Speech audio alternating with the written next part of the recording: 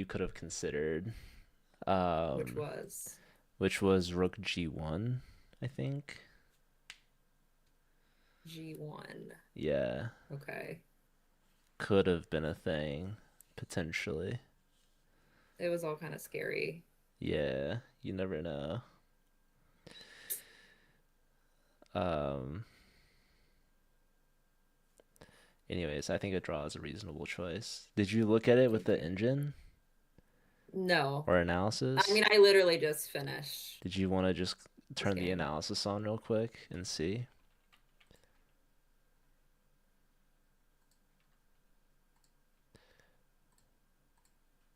Does it say the end position's a draw or if it's winning or not?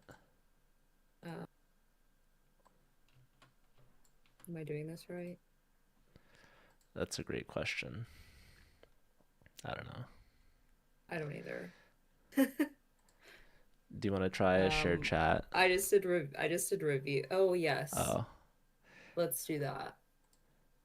Good call.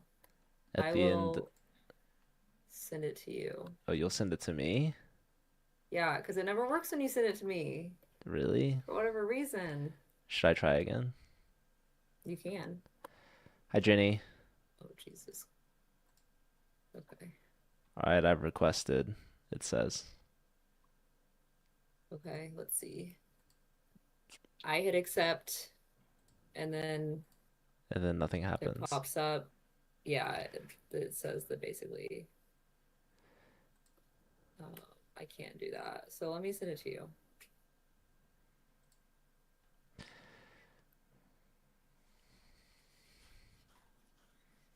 Join?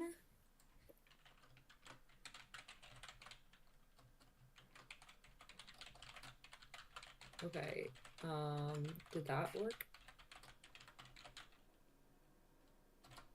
I don't know. I'm not looking. Okay. I don't think it did yet. Oh, no, it looks like it worked. Hold on, I have to share the chat though. It did? Yeah, how'd you join? That Okay. was so There, because it impressive. I didn't see like people's like or a little picture next to their names, but now I do. Problem solved. Right. Very huge. Um, I'm doing well, Jenny. How are you?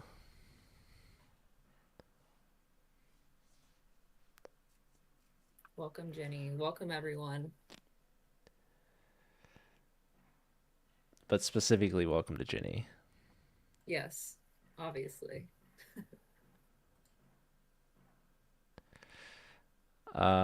Okay. Uncle Jesse, are you ready? I'm ready. Are you ready Yeah, to I'm ready. review your chess OT? Have you looked at any of your games so far? Um, a little bit um at the tournament there was like I had time in between games and a couple of my excellent mods were there. One of them was in the tournament and the other one was just supporting. Um, and we looked over one of them, the first game that I did, but that's it. I don't think we got all the way through it either because we didn't have enough time. But Oh, you had in real life moderators? That's crazy. yeah, Your own security. yep. Shout out to Tote. Um, Not to be confused with Tooth or Toth, Mm, but yeah, thank you for the raid. Welcome in. Party of 98. welcome. Everyone's joining at the Wow, perfect huge. time to witness the Yes. greatness that is Uncle Jesse's recent prize winning, award winning over the board chess tournament, going I Yes. believe 4.5 out of 5. Is that right? No, 3 out of 4. Oh yeah, There were 4 games. this is my bug house rating. Uh 1800. yeah, hold on. Should I switch it to my bullet rating? It should always chess.com should default to my highest rating at all times cuz you know, you Your can't. highest is bullet. Yeah. You're a sicko. I know. I'm I'm an advocate uh for bullet. You know, I don't have time for anything longer than that really. Right. Busy guy. Um yeah, I'd much rather play 10 bullet games than one blitz game because I'm putting in the reps. Yeah, that's true. Um okay, so yeah, Uncle Jesse, she did win some cash money. So we're very lucky that $57.50 to be exact. she still remembers me and is still streaming. So Yeah, very lucky to have her still because if she keeps up these performances, we might not see Jessie again. She might ride off into so the sunset. true. I could have retired with that check for sure, but I decided not to, Well, I know Rudy gets a percentage of it, and so does Clementine. obviously. Of So course. clearly the winnings can get divvied out amongst Yeah, the whole crew. So hopefully there's going to be more tournaments and more winnings to come. But I first, hope so, yeah. we have to look at your games. So I see you have some score sheets, so those Yes. are important. It's physical proof of the game because you didn't stream Mm-hmm. the games, Nope. unfortunately for us. But Yeah, maybe I should have. If yeah, maybe only I next would have time. known. I Hopefully had next really time. low expectations going to this tournament because I was the lowest rated by like 300 elo. Well, Um, and then there were four unrated people, but yeah, I was certainly the lowest rated by a lot. no, but you ended up crushing it. Yeah. So, okay, I guess we'll do a classroom. Okay. And just so everyone knows, there were four games, but I only played three because like there was an odd amount of people, so I got a bye on my first round. So um, yeah, I actually only played three games. We love the full point buys in first round Hmm. because Yeah, I that's got there at like 8:30 and then didn't play till 12:30. that really But goes to yeah, I was show happy with that. you really were the lowest rated player because that's what they do. Yeah. Hmm. Okay, so looking at game one, you sent these in order, I'm assuming. Yes, this one was against Russell. So Was this my first game. is No, I'm sorry. I'm sorry. My no first game was against Kartik. Karthik. Yeah. Yep. Um. So Wait, did you invite me? not yet. I see Okay. 2, 3, and 4. I don't see round 5. There was only four. There wasn't there 4. wasn't five. There was four total. And I only played three. Got it. Got it. Got it. Okay. Um. Okay. Let me set up the room and then send you Through an the emotions invite. of the buy. I was happy about it to be honest, because four classical games in one day is a lot, so I was not upset about getting a free win. What's up, Physic? Also hello to TFS and not Yul. And let's start with game number 1. This is a 70 plus 10 game, and you're playing 4 of these in one day. That's crazy. Hmm. Yes, it is Zoomjo. What's up? Okay, so we're gonna put the moves in. I guess you have the black pieces. So, Yes. um, you guys haven't put this in a computer at all or an engine or anything? This one we did. Okay. But we didn't make it all the way through and it was just like very brief. So yeah, this game is actually was crazy. I don't know if you heard me talking about it on Sunday or maybe it was yesterday. But I'll get to that point when we get there. I won't get ahead of myself yet. Okay, so a lot of symmetry I see so far. Your opponent is about twice your rating. Yes, my opponent was 1579. Huge. 1579 and I'm 815. So Um, I had really low expectations for you real, know, but you I know was what? gonna do my best. So You should just make a FIDE account because your rating would just be 1400 automatically. Your FIDE rating would Why? be Oh, because it just it's starts their there.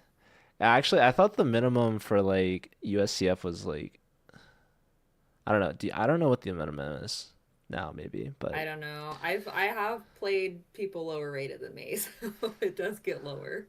that's um hello, we chess calmly. Okay, so you're looks like you're copying them so far. You're just doing the mirror opening, Hmm. which is pretty good. Bishop F4 and Bishop F5, some pretty And when standard. we were going through this, and there are definitely some moves that I just annotated like not fully because there's like a couple knight moves where I could have used either knights and I wasn't clear. So I'm gonna try my best to Ah, remember got like it. that kind of thing. So here's where you break the symmetry. They play E3 and then you play knight C6. So you're getting both knights out, which is pretty good. I will say in the D4, D5 openings, you typically want your C pawn to also contribute and be involved.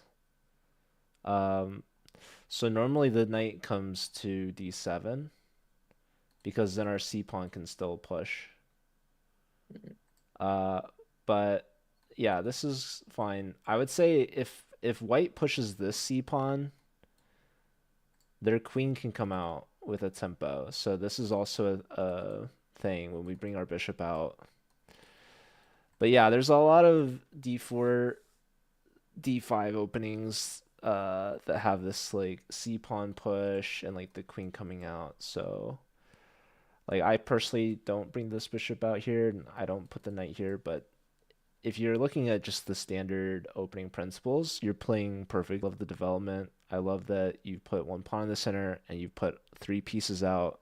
So you're really maximizing your opening efficiency, which is great. So that's honestly all that I would get into without getting deeper into like the theory, because I don't think Hmm. that you should be memorizing any like of the theory um, here yet. So everything's so good so far. So yeah, knight c6, and then they play bishop to b5, so they're pinning you. And then here you played a6, so you're just immediately questioning the bishop. I would say one big concern, I feel like I've watched you play a game where like let's say we play e6 here, which is just kind of standard, Hmm. just trying to get this bishop out, then they'll play something like Hmm. knight e5, and Yeah. then you're kind of in a bind here.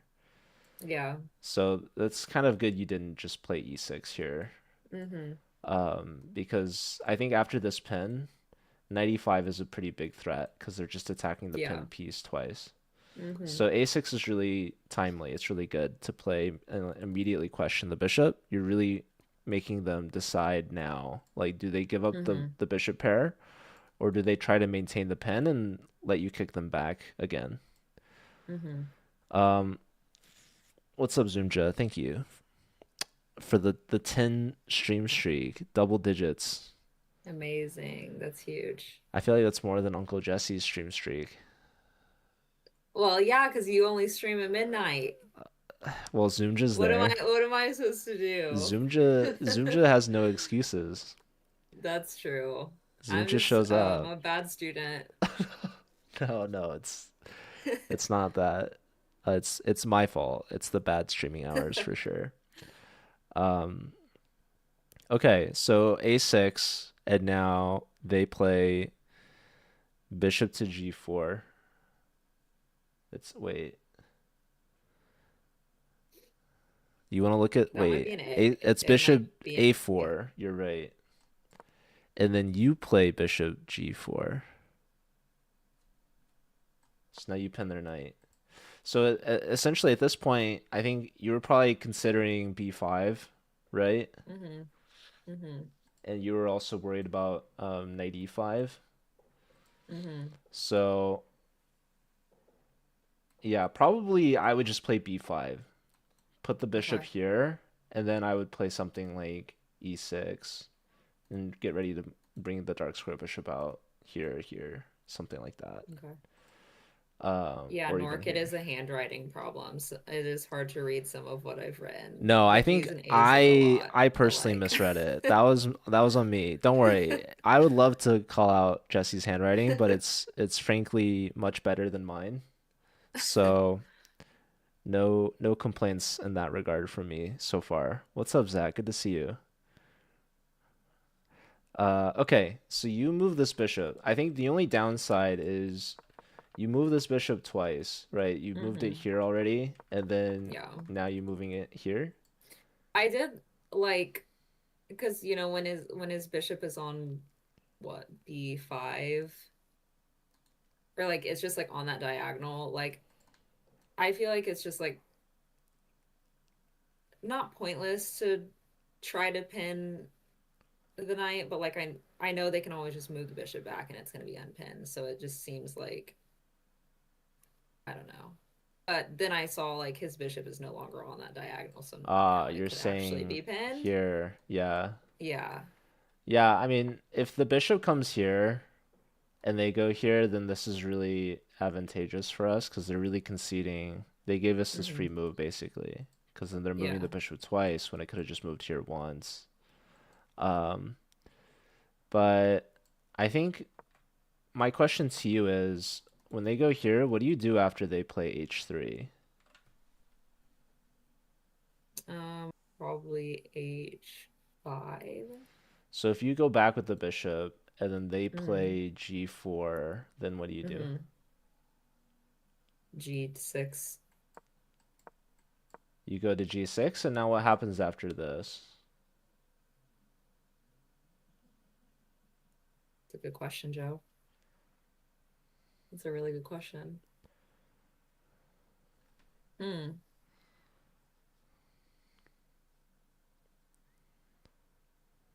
Um, yeah, I'm probably effed up.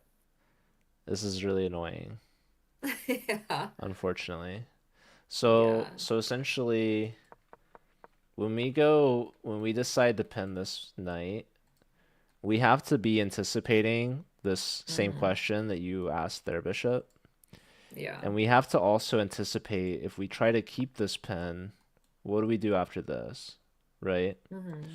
So if the whole point of this move is to prevent them from going here, Mm-hmm. we have to be ready to essentially give up the bishop pair and help their queen Mm-hmm. develop when we make this move. Otherwise, if we don't want to do that, then we kind of have to play b5 here. Mm-hmm. So that's another thing. Like if we brought the knight here and they pin us, it's not nearly as good because we can just push the c pawn. Mm-hmm. Um, or we could just even ignore it and just play this like e pawn push. Um, because then if they try to come in like this knight is already defending this knight, so we're not too worried. We can just bring this bishop out. If they take either which way, we just take back with our knight. If they try to Mm-hmm. attack this knight now it is a problem. Mm-hmm. Because they're threatening to take this knight, and then this knight's gonna be attacked. Yeah. But we still have the c pawn push to break things up. So now we're all good here. Uh, but okay, let's look at what happened in the game. Yeah, here I would just continue with b5 essentially. Okay. I would not be worried about this being a weakness on our queen side because we're planning on castling king side anyways. Mm-hmm. So we got to get this bishop out and then castle. Um, okay. So let's look at what they did in the game. After bishop to g4, they played knight to d2, so they're connecting their knights. Um, and then we played b5 now, bishop to b3. So yeah, I think that they should have gone with this h3 idea. Mm-hmm. It's kind of strong. But okay. So b5, bishop to b3, and now you played e6, which is very logical, getting ready to bring your bishop out. Then they played h3. Then you played bishop h5. This is much better than taking. So, especially now that they have the knight connected as Mm-hmm. well. So it's good to maintain this pen. And we're trying to induce them to push g4 now. And we'd be happy to come back. Um, okay. So they played c3. That's a very reasonable move. And now you played bishop to d6. So I like this move a lot. Just developing your last minor piece, uh, threatening to take their bishop. And if they take, how would you take back? Queen, I think. Yeah, we want to take with the queen here because we want to keep our c pawn Mm-hmm. able to push later. If we take with the c pawn, then it's harder to push the pawn. We give ourselves doubled pawns.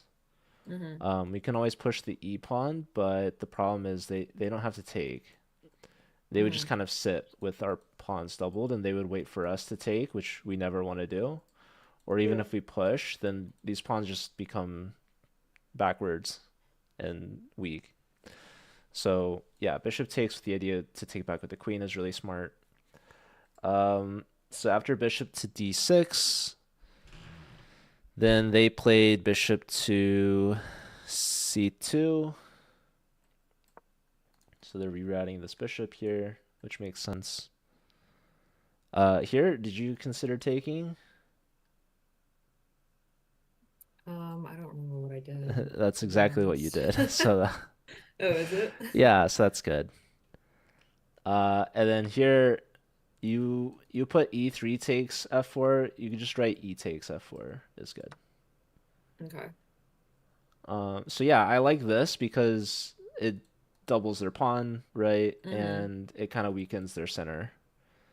So that's good that you traded. And now they take back, and now you castle. And then they played g4. So they're going all out with this attack here.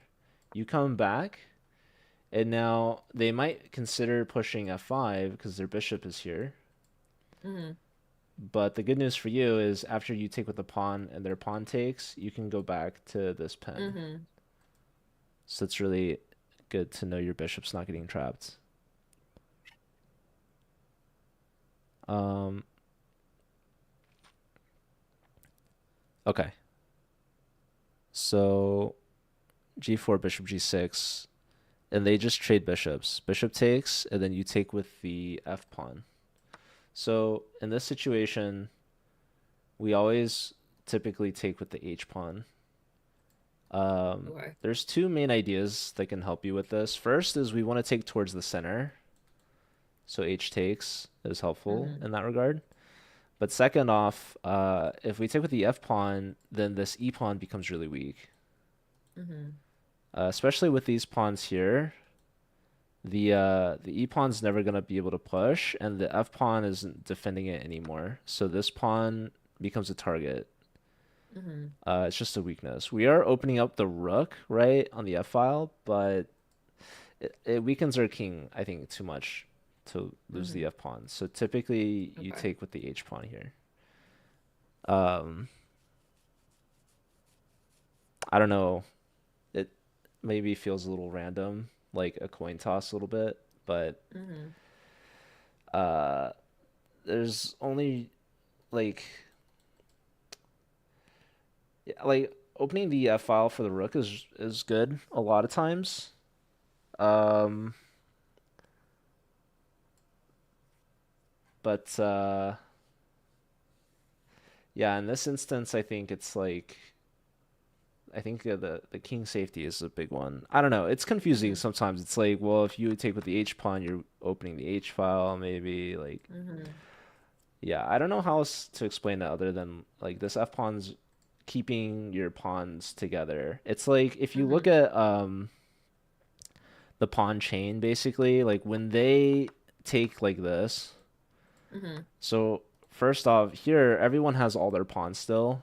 So Mm-hmm. the pawn chain for both sides is still 8 total pawns. So there's there's only one pawn chain per player.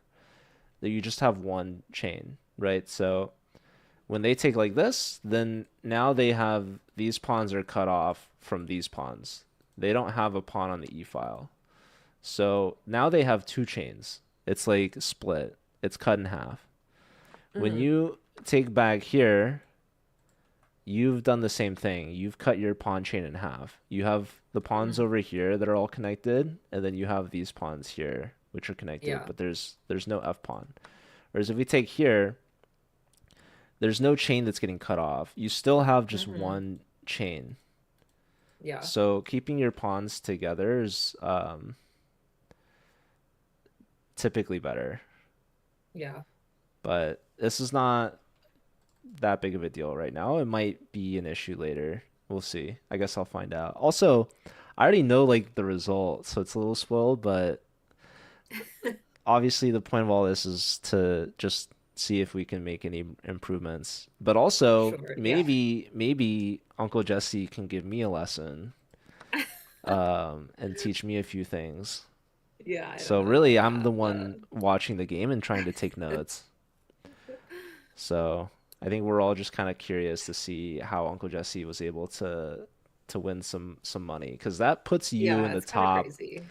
like it's a very small percentage of chess players that have ever won money playing chess. No, I won money my last tournament too. Wow, you're back to It was back? like it was like $15. Huge. It was for the top like under 800, and I'm pretty sure it was me and one of the kids that I beat. At the time I was like 700 something and he was like 600 something and he was 6 years old and I beat You him, crushed and him, I'm pretty sure it was just me and him and I won $15. dude. So That's amazing. yeah. You told that kid I need that money. Yeah, he offered me a draw twice too, Oh my goodness. while he was down two pawns, and Classic. yeah, I had to tell him no, and Dang, you're a heartbreaker. yeah, You're what are you stealing gonna do? candy from a baby. Literally. I You bet. probably won money from a tournament. Oh, but not like Yeah. the Yeah. not from the under 800 section. That's where it's really Yeah, hard. because you were never under 800. I was provisional once, Mm. unrated, Straight from but unrated to 1800. basically, That's if you look at crazy. my USCF rating graph, but okay. That's wild. Anyways, not about me. Um, this is for only recent tournament cash winners. Mm-hmm. So true. I haven't won money in a long time. It's been many years. But Uncle Jesse, she's back to back, flawless. They call her the two time. Yeah, everyone's calling me that. Yeah. Uh, okay, so now they play Queen C2. You played Queen to D6. I like this move a lot. You're connecting your rooks and you're just punching a hole at the weakness that they created. Probably a really good move for them is putting a knight here. Did you consider this? I think maybe they did do that. And you saw that you couldn't take back, right? Right. Because then you get forked. Yeah. So yeah, that Did they that's a do that? good move. Did they do that? It looks like they did do that. 95. Yeah. And now you did move this knight, but you wisely did not take. They probably were hoping that you'd do it. They're like, Yeah. I bet they're gonna take and then get forked. But you were like, not today. You Not played today. I didn't get forked. Well, that's not true. I didn't get forked in this game. smart. So okay, you're bringing the knight back. I like this move. You're doing two things. First off, you're putting more pressure on his knight, which is a really strong piece. But second off, you're opening up your rook, attacking the f pawn. And so now it's kind of awkward for them to defend this pawn. So how do you think white can or should defend this pawn? Um,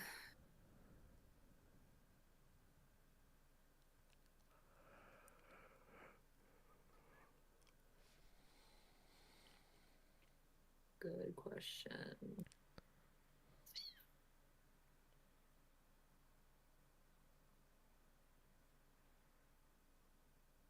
Hmm. How did they defend it? Do you think they defended it? This is also fun to Um, just test your memory. I know. I have the sheet in front of me, but I'm trying not to look at it. How did they do that?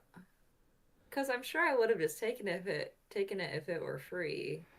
So, okay, without even thinking about what they did or the sheet or whatever, just looking at the position, how can white defend this pawn?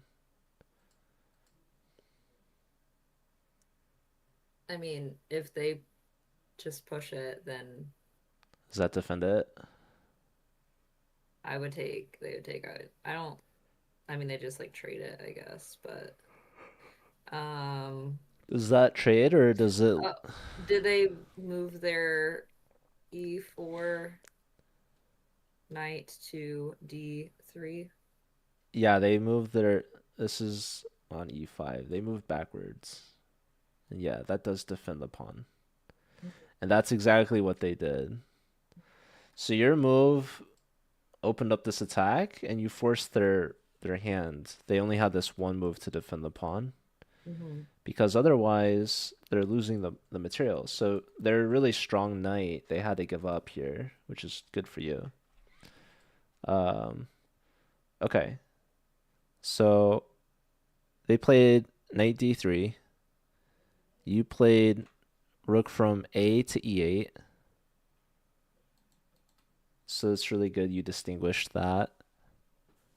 Oh yeah, Um, I think that's the only one that I did distinguish. Usually you put the piece letter first, and then Yeah.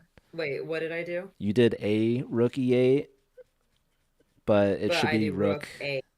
No, no, Oh, no. okay. You did a r e8, but it should be rook a e8. Oh, okay. But it's not a big deal. But this is a good move. I would say we're not really threatening ever to push e5. Mm-hmm.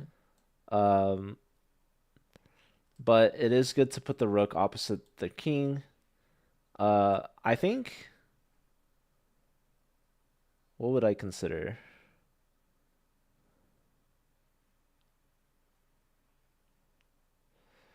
I'm trying to distract these pawns, right? Because I do want to push Mm-hmm. this e pawn um, to open things up. So there's two ways we can distract these pawns. Do you see any pawn break ideas that we could distract these pawns with?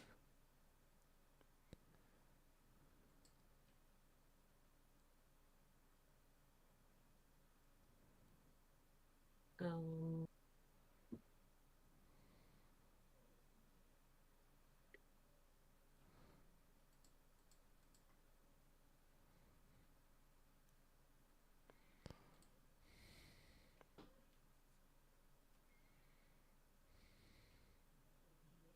I mean, if I push the G pawn, like I mean, he takes it for free, I guess.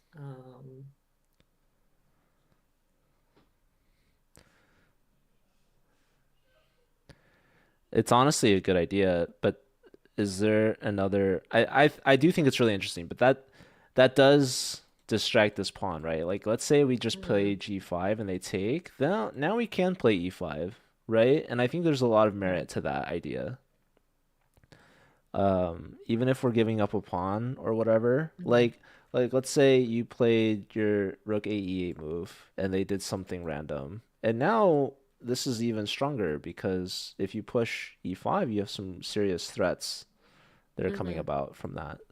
So that honestly, I don't think we should dismiss it just because we're gambiting a pawn. I think that it gives us some Mm-hmm. serious counterplay in the center if we can push this e pawn. So that is a valid response. That's one way to distract this pawn. But what about this pawn?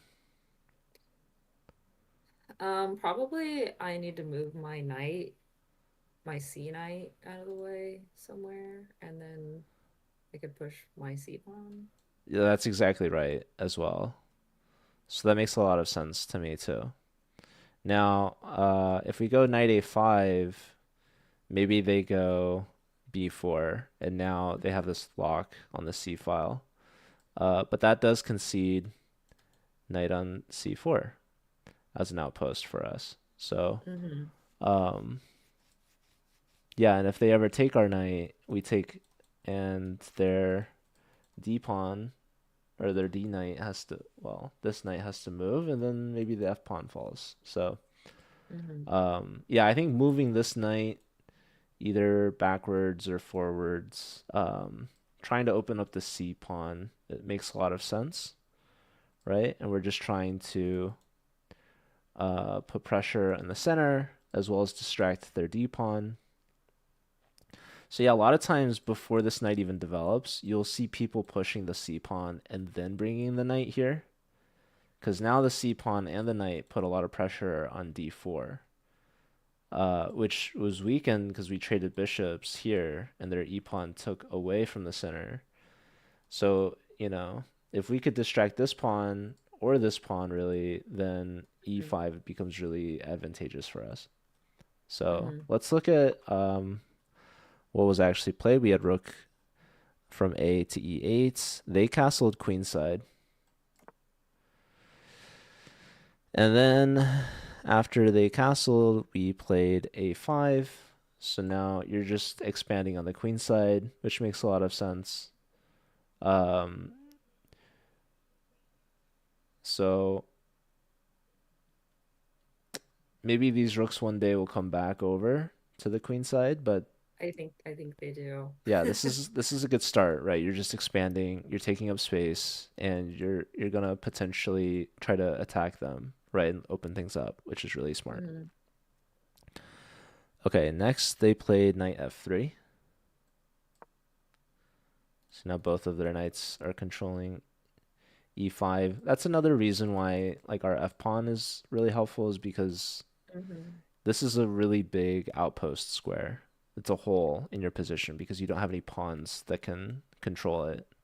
Yeah. So if a knight lands on e5, you're gonna have to really work around it, or you're gonna have to help their pawn structure basically. Hmm. So having an f pawn can help us kick something away. Hmm. Okay, so knight f3. You played rook to b8, so you come back. Knight e5. Yeah, you didn't distinguish which knight, so I'm gonna just assume it's this knight because if they went with this knight, then that would be a free pawn. Yes, that. So Yeah. yeah, we would say knight from f to e5. Um, and now you played b4, which makes a lot of sense, right? You're just attacking. Here they played h4, so they similarly want to just attack you. So yeah, this is really common in opposite side castles games. It's always about Hmm. like who's going to punch first, who's going to Yeah. react first. So you kind of have the jump here, which is really cool. Because if you take here, they're forced to react, right? It's not like they can ignore and try to go here because you'll take with another tempo and Hmm. your attack is just much faster than theirs. So that's really good.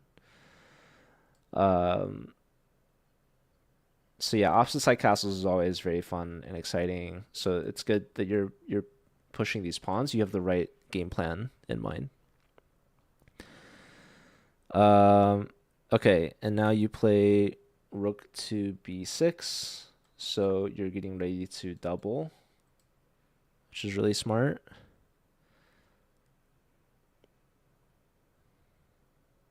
They play h5. You took h5. And now they played rook takes.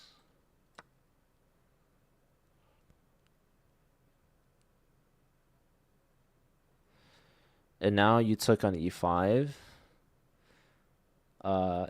Yeah, you didn't specify. I know. um. Well, looks like you traded both We ended up knights. trading them both anyway, so yeah, I don't remember which order it was, So, unfortunately. so if it were up to me, I feel like taking with this knight makes more sense because I don't like that we're blocking the C pawn. Mm-hmm. Um, so yeah, one thing we really have to be worried about when they open this H file, what do you notice about H7? Javi says he thinks it was C6 that I took with, because he was there. But sorry, say that again. When they take with the rook here on the H file, what do you Hmm. notice? They just are probably going to double their rooks. That's one possibility. Do you notice anything else? I mean, their queen is also once they Yeah, move their knight is going to be pretty dangerous. which knight? Oh, D3 Why? because I would get checkmated. Oh, okay. All right, so let's see. Let's say takes with the C knight. Now, here they can take with four different pieces, Hmm. which is a lot actually. You're giving them a lot of opportunities here. Yeah. Um, so this could be potentially dangerous. Also, we mentioned this knight moving. They did take with the knight, so they are Hmm. threatening this now, but you saved it first by playing h6. And then here they sacrifice. Rook takes. Is that right? Hold on. Where are you at? They took here, and then you took here. Mm, yes. So this is very aggressive Hmm. by them, right? And the idea is if Hmm. takes, queen comes in, and Hmm. they're having a field day. Yeah, it was getting really scary for a And second. this is game over. Yeah, it was scary. So yeah, this is scary. And if you went like this, then they could maybe sacrifice here. And if Hmm. you take, that's just game over already. That's man on the Hmm. spot. So yeah, at this stage, things kind of go south, it feels like. So they get an h5. Um, yeah, here I would consider this g5 move that we talked about. There's some merit. Hmm. Maybe it's bad, but takes, and this is really scary, I feel like, Hmm. for you. So, okay. Yeah, it was. Yeah, takes h6, and he already plays rook takes h6. He's probably feeling pretty good about that, right? Yeah. So you take the knight, and now they probably take back with something. Um, so let's see. Knight takes, and they played f takes. So they're reconnecting their pawn structure. You play queen e7, and now the rook is hanging. Here they play queen g6. So interestingly, what they could have done, they already have a perpetual, I think. Queen check. Hmm. King here is forced. Queen check here. The king is forced back. Hmm. Um,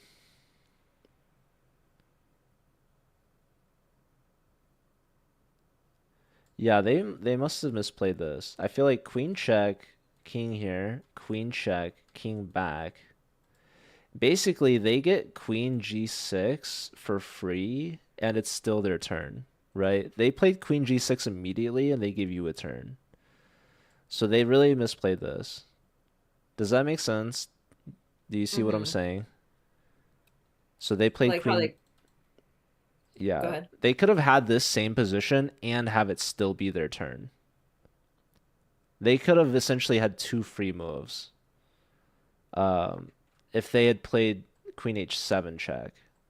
Because now Hmm. they play queen g6. your only legal move is to go back to g8, and now it's white's Yeah. turn. So they gave you a free tempo, basically. They gave me a lot for free. So I should have lost probably. yeah, they can just double rooks here now, and you're just toast, basically. Yeah. So in this position, it looks like it's kind of a forced mate for them. I don't see a way out of it for you. So basically, you kind of had a rough sequence here. Hmm. So I think we have to really question like rook b6. I feel like rook b6 is good because you're trying to double your rooks, Yeah. but we have to give some serious consideration to this h5 idea. Hmm. It's possible that we could try to be a little bit more direct. Um,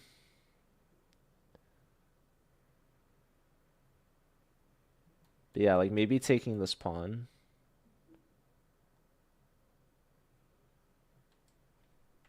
Rook b6 here, and then maybe again we consider taking this pawn.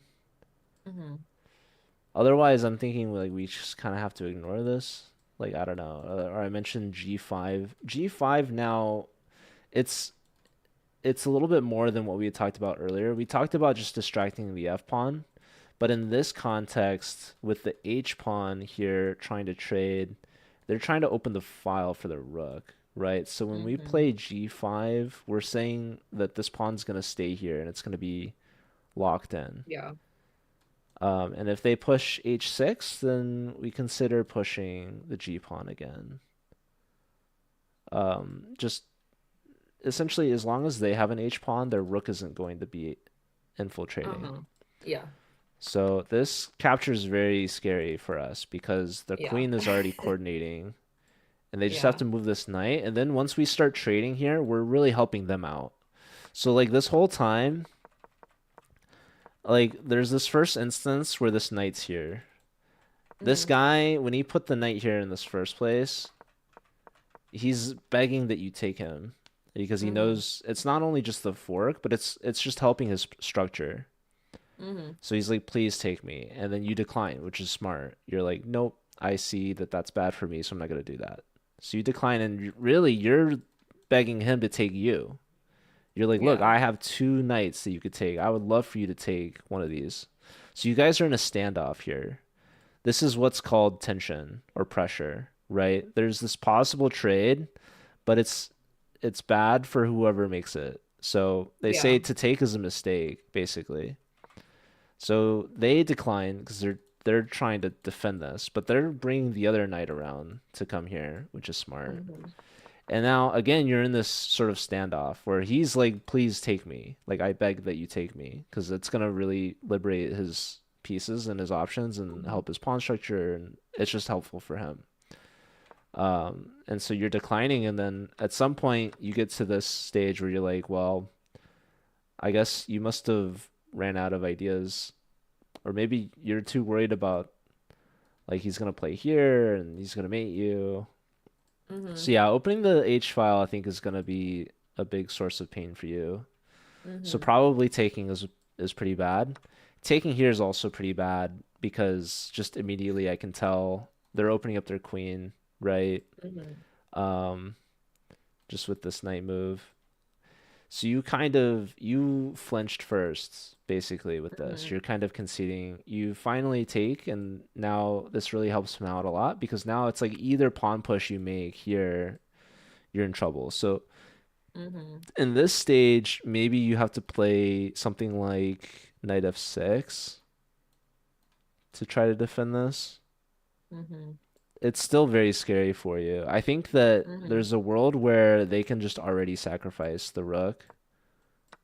If you take, Yeah. then they just bring the other rook, attacking here. If you go here now, they just play here.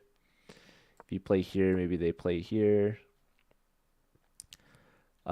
This is really scary. Maybe you have rook Yeah. takes, but they're just gonna take here. And this pawn, this rook, and this queen, and honestly this knight, like it's gonna be enough to just checkmate you, I feel like.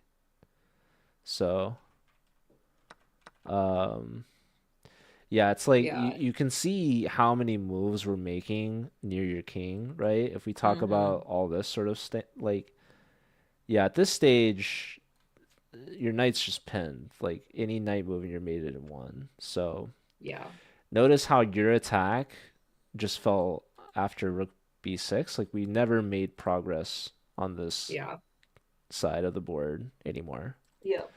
So, okay, we'll look at this again with the engine afterwards just to see if I probably have missed a lot of things, but I feel like G5 probably is really like I don't think I even realized just how dangerous this position is after you take and rook takes. So, Yeah.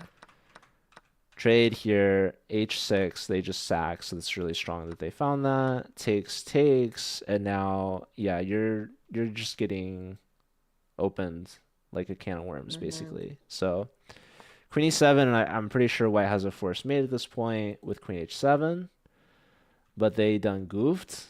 They played Queen g6. Yeah.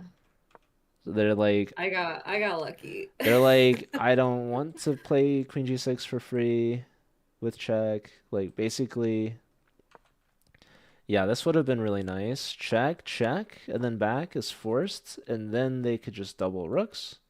Mm-hmm. Uh, so they missed that. They played Queen g6 without check, so giving you another chance here. So here, I'm assuming you probably took this pawn, maybe? Maybe you took this No, pawn. I don't think so. Okay, let's see what you Yeah. did. So Queen g6 played by them, and then you played b takes c3, b takes. So you're threatening a check. And if they take as well, then you bring this here. So here, I think they should probably just ignore that and double their rooks, right? Because I don't Mm-hmm. see I don't see anything after takes and king over. So okay, they must have really gone south. B takes. Okay, so they did play. Wait, they played rook h8. They sacked a rook. Oh Yeah. my God. Yeah. So listen, this is what happened. Okay. So he sacks the rook. I take with my king. He checks me here. Uh-huh. And then he sticks out his hand and he says Oh, he thought it he was stick he mate. sticks he thought it was mate. So he stuck his hand out and just like kind of instinctively I shook it. Um and he starts packing his pieces up and I look down and I'm like, hold on, like what's your next move?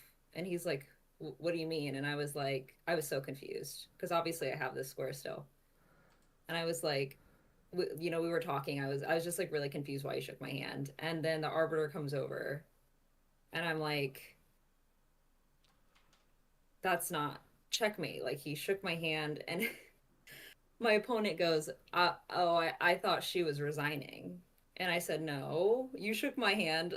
Like he really tried to play it off like I was resigning. I was like, I don't want to resign. He doesn't have checkmate. And the arbiter walked away and he was like, hold on, let me like chat with the other guys or whatever. And I was like, okay, so did you think that was checkmate? And he said yes. And then the arbiter came back over and was like, Just keep that's playing. not checkmate. And he told him, he said, you can't bully her into resigning. And then he looked at our score sheet and put all the pieces back on the board. And Oh, the whole board was already packed not the whole away. board. I hadn't touched my pieces. But he moved He his had put pieces. away he had put away probably half of his pieces. Wow. And so yeah, the arbiter was like, keep playing. So it was insane. It was actually crazy. I was like, Classic. what the hell just happened? Like you're getting scammed. Yeah, literally. I was like, did this guy like I'm just curious, like I'll never know, but I'm like, did he truly think he had mate, or did he realize that he sacked his piece and fucked up and then was like, Well, let me how old just was see he? it. He was like early 20s. Oh, he's an adult. Yeah. Dang, dude. So it was interesting for sure. Dude thought he had it. Yeah. I was like, hold on, why are we Uh, shaking hands right now? And then afterwards, the arbiter called us over and was like, he was talking to my opponent, and he was like, don't ever say checkmate, make your move, and then let your opponent realize that their king has nowhere else to go. And then he looked at me and was like, and don't ever just shake someone's hand. And I was like, true. My bad. yeah, there's some So, horror stories about people shaking hands and thinking like it's a draw or it's a resignation or whatever. hmm, So it's like important that you like either let them resign or at least that it's yeah. like mutual in some sense. Because yeah, I've also had a game where we thought it was over, shook hands, and then realized it wasn't. So like that happens, Yeah. not just to It was a beginners it was or a learning lesson for sure for a but moment. yeah, what I learned is that just because the hands are shaked and like even if the score sheet is signed, like it doesn't even matter. The game can keep Hmm. going. Yeah, he was like, if you don't have mate, then you keep going. So, Yeah. Yeah, as long as you didn't resign, which you didn't. So, yeah. um, yes. So, okay, he sacked his rook, and you were like probably really confused. He gives a Yeah, check, I was. shook your hand, and then after he packs away half his pieces, you're like, wait, but I still have King G8, and then he Yeah. probably And then panicked. he was upset, I think. Yeah, he's He probably was, like, no way, he just oh blundered that. shit. So, okay, Yeah. but the game keeps going, right? So king Hmm. takes rook h1 check, king g8, and then he played in this position, he played b3. So he probably looked at queen h7 at this point, but then now he doesn't even have queen g8 or queen g6 anymore. Hmm. He does have there's this queen check, but then you can block with the pawn at that point and your king kind of runs away and gets saved. So you're just Yeah. up a rook, really. He plays b3, Hmm. so that can't feel great either because now you have this check. Saucy has a question about the clock. We stopped the clock once we started chatting. He stopped the clock. Neither of us were like, he had like 50 something minutes left and I had like 30 something minutes left. And the arbiter did ask, like, is the time okay? And I was like, yes. Like, I mean, I'm sure we lost a few seconds or whatever, but it wasn't like anything major. So we were just like, yeah, it's fine. He just played it from where it was. Yeah, because we paused it Yeah, once the arbiter came over. So that's nice the clock wasn't turned off, so it kept the same yeah. times that you were at. And he said that too. He was like, this is, you should also write down your time for each move in case this happens. And I was like, yeah, I I would probably. I would That's a say lot to write. so in my experience, I've seen opponents writing the times down, but in my assumption, it's that they can look at the time management when they're reviewing Yeah, the see how game. long they like spent on a move. Yeah, I don't Yeah. think it's like, oh, in case the clock, I mean, it's Yeah. helpful, like, because clocks do run out of batteries or, sometimes Hmm. there's weird things like that that happen, but yeah, I wouldn't say that you should write the clock times down just in case because it's so Yeah. rare. But Yeah. yeah, also like I like make mistakes in my writing sometimes. I have to scratch stuff out and like it's like there's only so much space for. I guess the Very score small. sheets they gave you though, they have like a designated space there, it looks like. Yeah, there is. But the score sheets that I'm used to, it's not like that, but it's all good. So, okay, B3 and then you played uh Queen A3. So you found the check. Now if they go here it's mate in 1, so that's really nice. Hmm. Which means that they only have two options. Hmm. And you're gonna be able to win this pawn at least. Ideally with check, but probably they'll go here. Um, Yeah, I don't think I even took that pawn, to be honest. I might have, but I think yeah, oh, the only things you have to be worried about, what'd be funny is if you sack the rook a second time. that would be pretty troll. Played like queen check and was like, all right, it's mate again. No. Okay, let's see what he played. So queen a3, king d1. He played. This makes the most sense. He's not giving you the pawn with check. I would still take the pawn. I feel like you're taking here, you're threatening mate, you're Mm-hmm. threatening this pawn with check, and you're threatening this skewer to win the rook.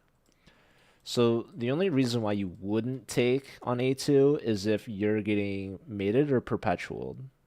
Yeah. So basically, the first thing I notice is, okay, this is not a free pawn, so it's defended. There's this check, which we looked at earlier, and he's got this check. But then from there, I think you just run the king away, Mm-hmm. and then I think you're probably going to be fine. I would say it's a little scary because he's got like,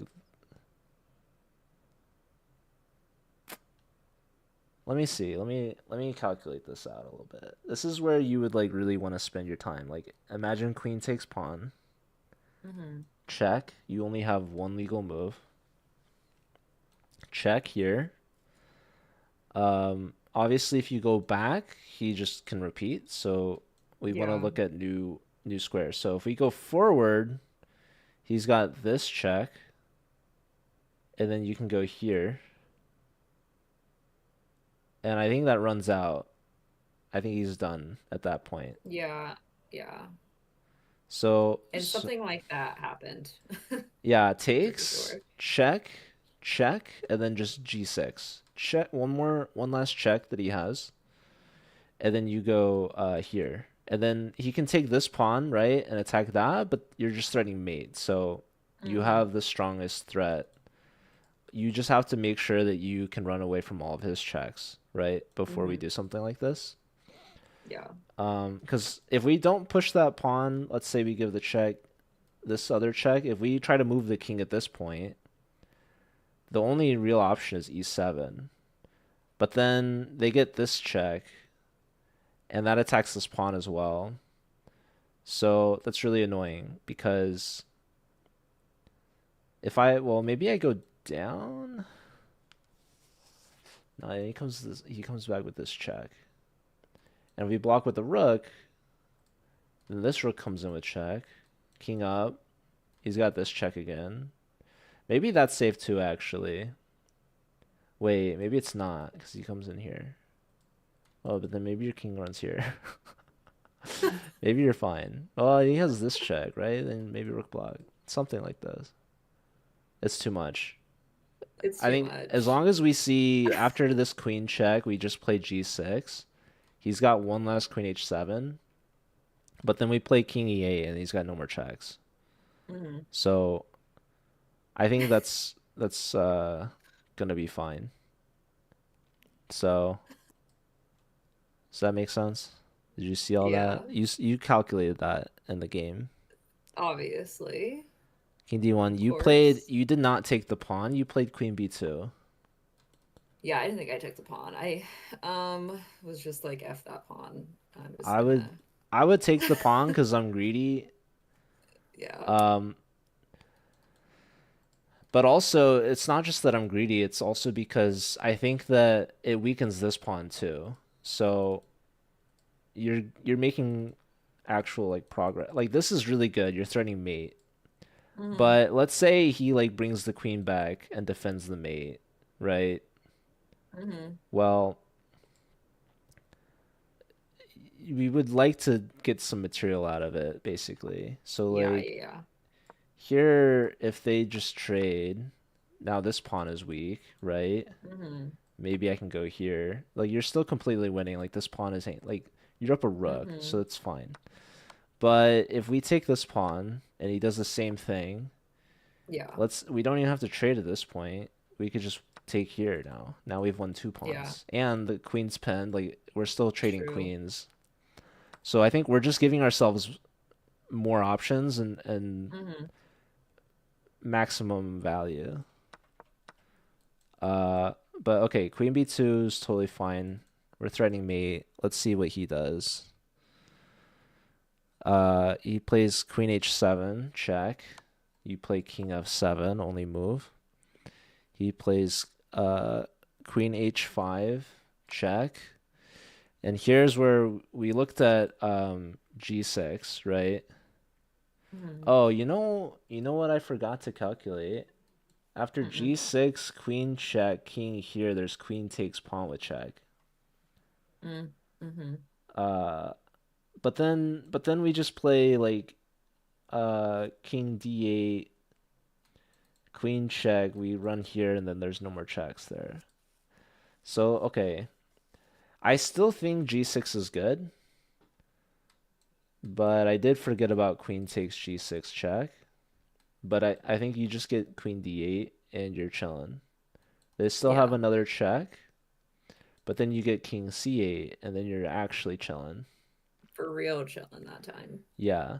So in this position, if we go king e7 and then they play g5 check, the problem is at that point, I think that you're gonna be giving up some pawns with check now at that stage. So it's a little annoying. So let's look at what you did. You did play king e7, and here they played probably that's queen g5 check. You played king e8. Probably they played queen g6. Wait, they didn't play king g. They didn't give check here. Why not? I don't know why they didn't do that. Yeah, I don't, Maybe, I don't know. yeah, why wouldn't they do that? What did they play? What did, Mm. what did they play, Uncle Jesse? Where Hold we at? on. What number? They played rook h7. Kind of a ridiculous move, I'd say. I can't believe they didn't check you.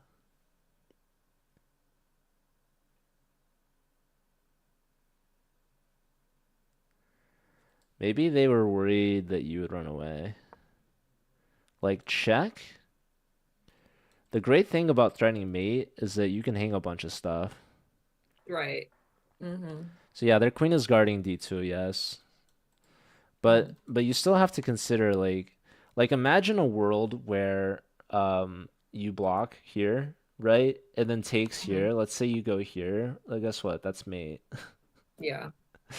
Like you as the side that's giving the checks, you want to If I were to maximize. block with that instead of taking with the other rook, then that would be crazy. That is kind of true though, actually.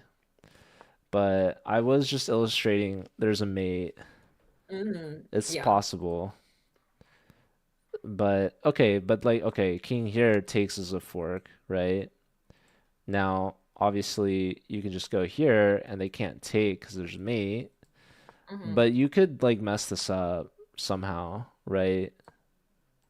Like Yeah. there's a world where you seriously blunder after they keep checking you. But rook h7, I'm not the biggest fan. I like they want to take here and mate you, but when they don't play check, then guess what you can do?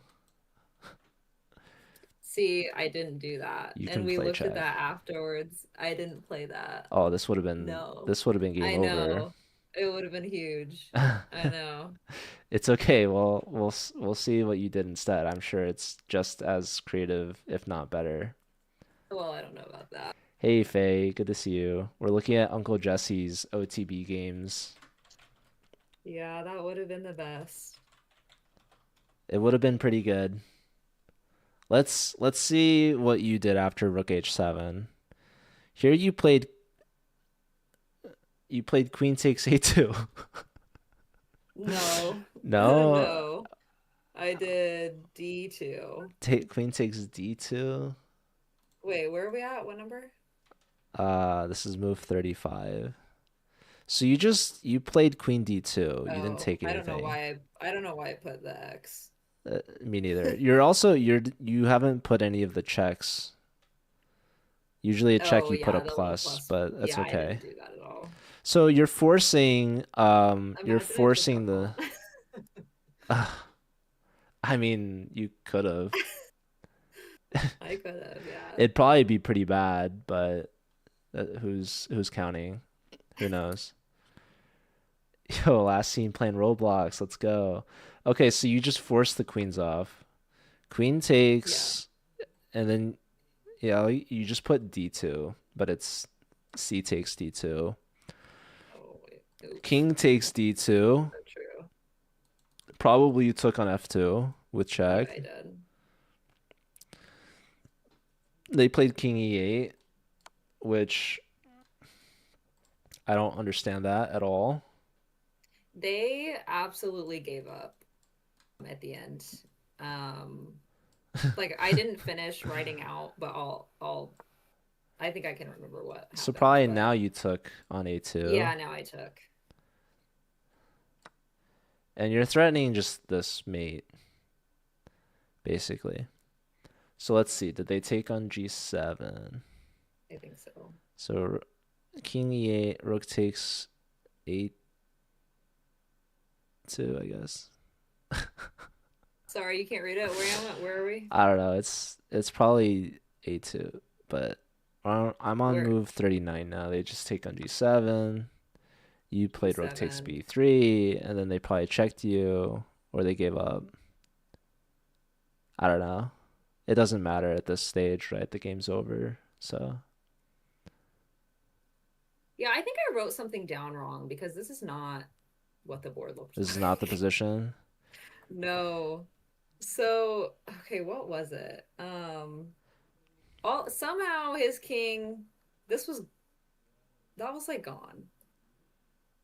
His his king, I swear to God, it was like Was over here where this pawn is. well, so you did trade We queens. definitely traded queens, yes. King Rook takes I took F2. that, Probably yes. King E3. This is move 38, by the way. 38. Okay. So that looks like King E8 to me, or Yeah, it does, doesn't it? I'm But that doesn't make assuming. sense. And He then definitely went down. He like definitely this move on 38, it looks like Rook takes D2 maybe, but I'm two. thinking it's A2 Yeah, because I don't I know what think so. else. Yeah, that sounds this looks more accurate. Okay, and then there was the Rook takes G7, Rook takes Uh-huh. B3, King F4, and here you played Rook F2, check. There has to be King G5. And then here you made a rook move and then you stopped Yeah, annotating. okay. So I don't know. This G pawn Well, I think wasn't there. I don't know. Because It looks like it's there. I don't know what I wrote down incorrectly, but I checked here. This pretend that's not there. You would have No, made he it didn't even then. go there. He didn't even go there. He went over here and just gave me his rook for free. And then Well, he like moved up and then I mated him right there. this G pawn has to be here though. It's like he didn't ever move. Well, because they did this. Yeah. Oh, you know what? Maybe when.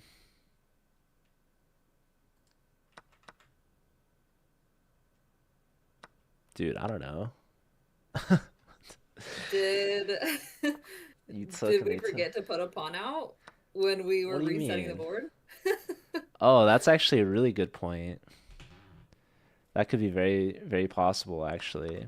I love that theory. That's the only thing I can think of because I got his rook literally for free. He didn't even take back a king. He just was like checkmate Well, me at cause, that point. Like, cause you were gonna mate him otherwise. Here I made an analysis move that was wrong. So hold on.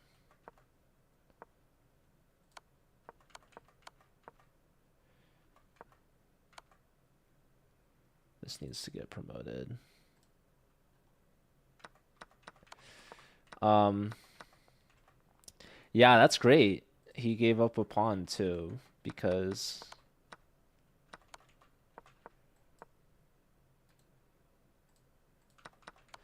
so basically if this pawn didn't exist, and you gave this check, the problem that he can't defend his rook because you just mate him.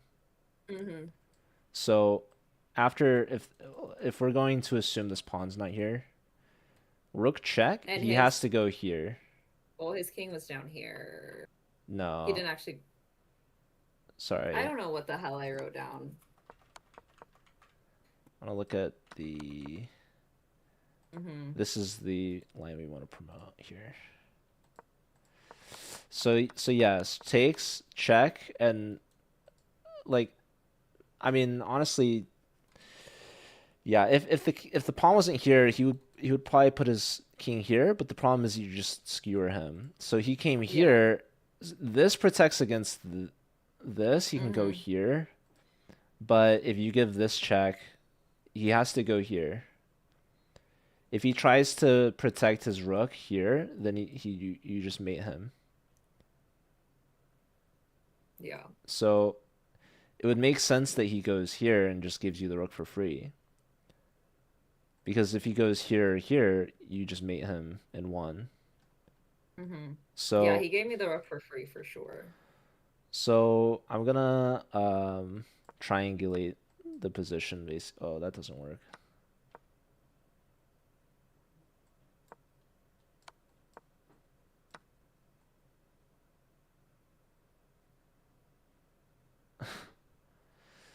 Yeah, there's like a problem with this would have been the position basically. Yeah.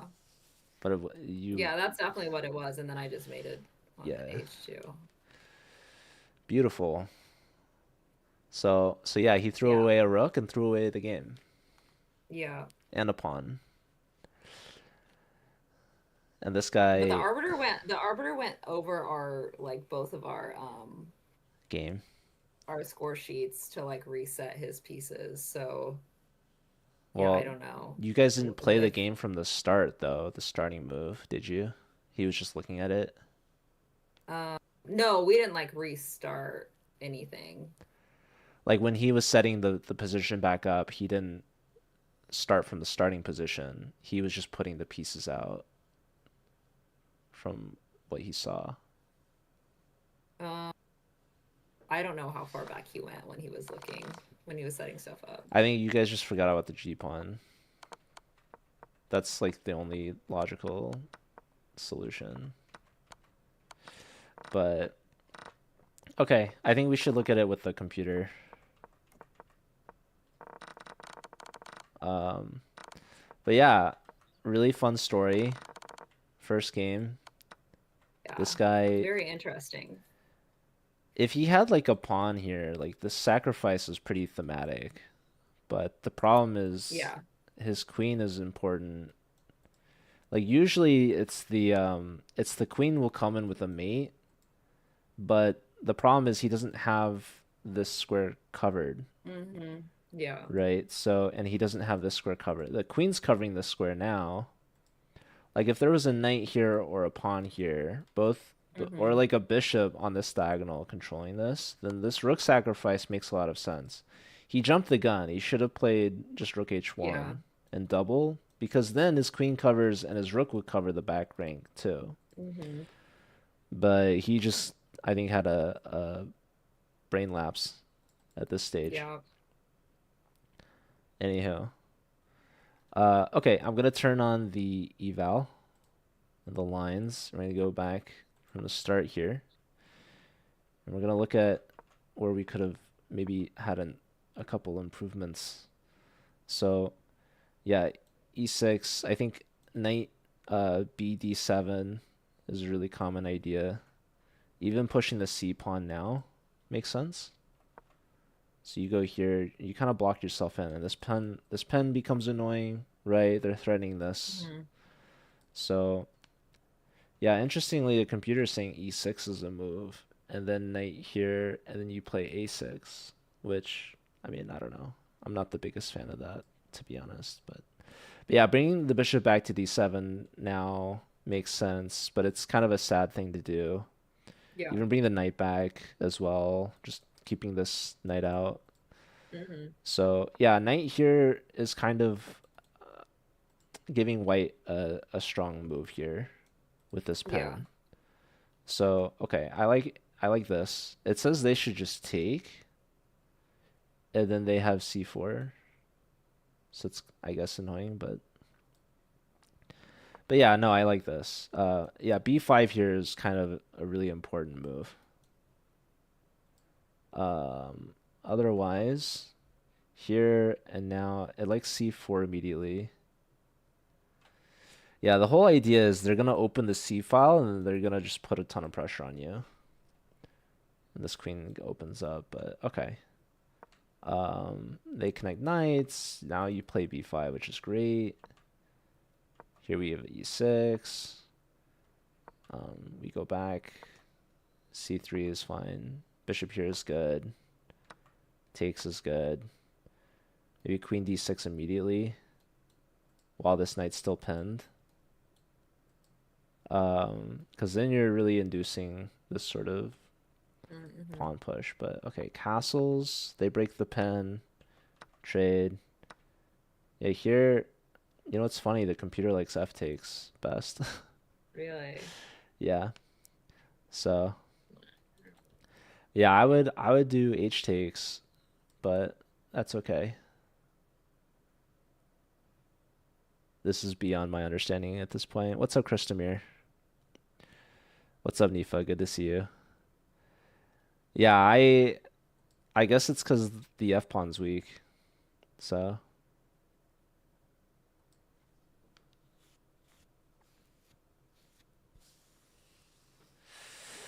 anyhow, takes.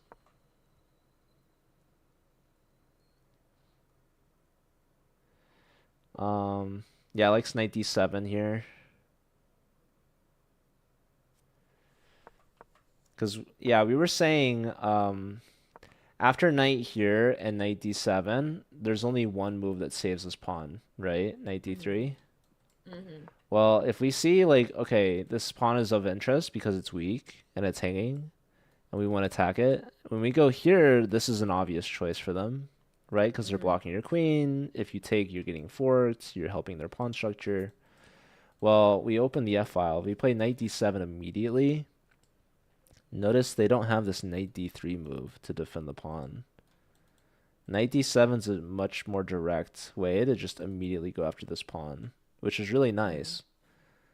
Um, so maybe that's why f takes is so much better here because we just immediately have knight d7 and we're going to win this f pawn because it's very hard for them to hold on to it. Mm-hmm. So yeah, here we give them knight e5. Now we play knight d7, but now they have knight d3 as a resource. Yeah. So they're kind of holding on here. And yeah, the computer loves g5. So we were looking at this move and kind of saying like, oh, well, we're kind of like throwing a pawn away. Well, if they take, we're just going to push the e pawn. And then the rook's going to come over and like this is just a beautiful position for us. Because they haven't castled yet. Their rooks are stuck in the Yeah. corner. We've opened up the F file. We're gonna open up the E file. Um, all of our pieces are gonna play, and they're gonna be really stuck. So really, really cool stuff here. Knight C takes. If they castle now, we have knight takes D3 check, queen takes, and now we get our pawn back with Mm-hmm. activity. What else can we do? There's knight c5 with tempo. Who knows? I don't know. Hello, Theo. Joe's Elo is I'm like 2300 I'm like 5 on elo. 5 at least. At least. I'm learning from Joe's Jessie. pretty good. He's pretty good, this Jessie's the guy. coach. Actually, don't let her fool you guys. Mm-hmm. Yep. Um okay, so yeah, the G5 idea, I think it's findable if we ask ourselves like what do we want to do? And we want to push this E pawn, right? We understand Mm-hmm. the king is opened, uncastled. We would love to open the E file. Like you instinctively put the rook here because Yeah. you would love to remove this pawn from the board if you could, but you can't because these two pawns are in the way.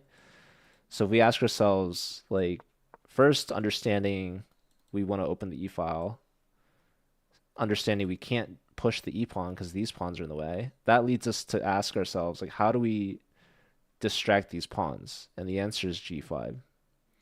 You can move this knight and push C5. It just takes a little bit more time.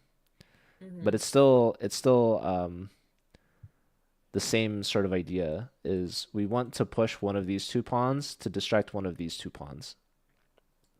Yeah. So that's how we would find a move like G5, which I mean it's really validating to think about it before we had the engine on and see it, right? And now with the engine on saying it's the best move, it's like it's really cool to be able to put your thoughts into moves and Mm-hmm. see the eval agreeing, right, with your idea, essentially. Mm-hmm. Um, okay, so we bring the rook over, they castle, and still really likes g5 here. We're going for this. I'm excited to see which move exactly it shoots the eval down in white's favor. So knight f3 makes a lot of sense. Um, Here it's saying we can sack and exchange, which is kind of interesting, Mm. but probably unnecessary. So yeah, rook over. I liked b4 as well. Here it's saying you should take immediately. Knight c takes is good, apparently. And probably because we want to push the c pawn, is my guess. So if we help them straighten out their pawn structure, queen e7, and yeah, because our knight on c6 is kind of blocking the c pawn, so we trade that off. We have to tuck the queen back, but now we're ready to play c5, which is really helpful. So it's like whatever white does, we're just playing c5 next, basically. Um,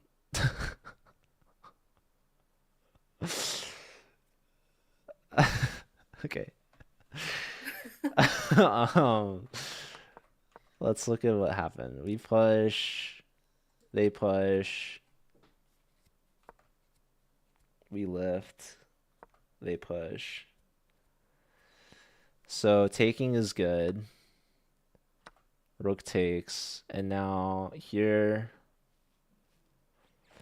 yeah, taking here is good. Or yeah, knight f6 we had mentioned it hits the rook and defends the pawn. It likes g6 immediately now. Um, yeah, it takes, and now Oh it's a little yeah, I didn't scary. like that. Knight takes. It's saying we should take and just let the queen come in. It's a little scary. Hmm. Um, so yeah, here and Ooh. this is a beautiful move they find. It's the only winning Yeah. move, and it's over +5. So major props to them. I guess the G That's pen tough. is just pinned, right? Because they come in like this. So here you find a way out. So it takes they missed queen h7, so that was really helpful for us. Um, yeah, this is forced mate in 11 now with queen h7 check. Oh, forced mate in 9. 11. Well, so they play the second best move, which is still winning, but it goes from mate in 9 to only +3, which is still good. But yeah, here you should try to trade queens. Queen e8 is kind of a resource, but still not over yet because you get checked still. So let's see, takes here, and now yeah, if they just double rooks, it's gonna be mate. Or if they just check you again, it's gonna be mate basically. Hmm. Um, because yeah, they just need a double rook. So they messed up. Now you're completely winning. Um, so that's really good news, obviously. Check here and here. Yeah, just taking is gonna be good. Queen b2 is second best, but they're both just completely winning. Same sort of idea, basically. So now they check you. You run. They check you again.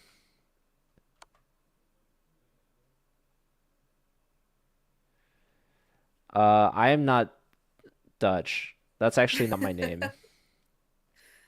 My real That's just a name's stage Lee. name. Yeah, it's sort of like how Uncle Jesse's not actually her first name's not Uncle. Yeah.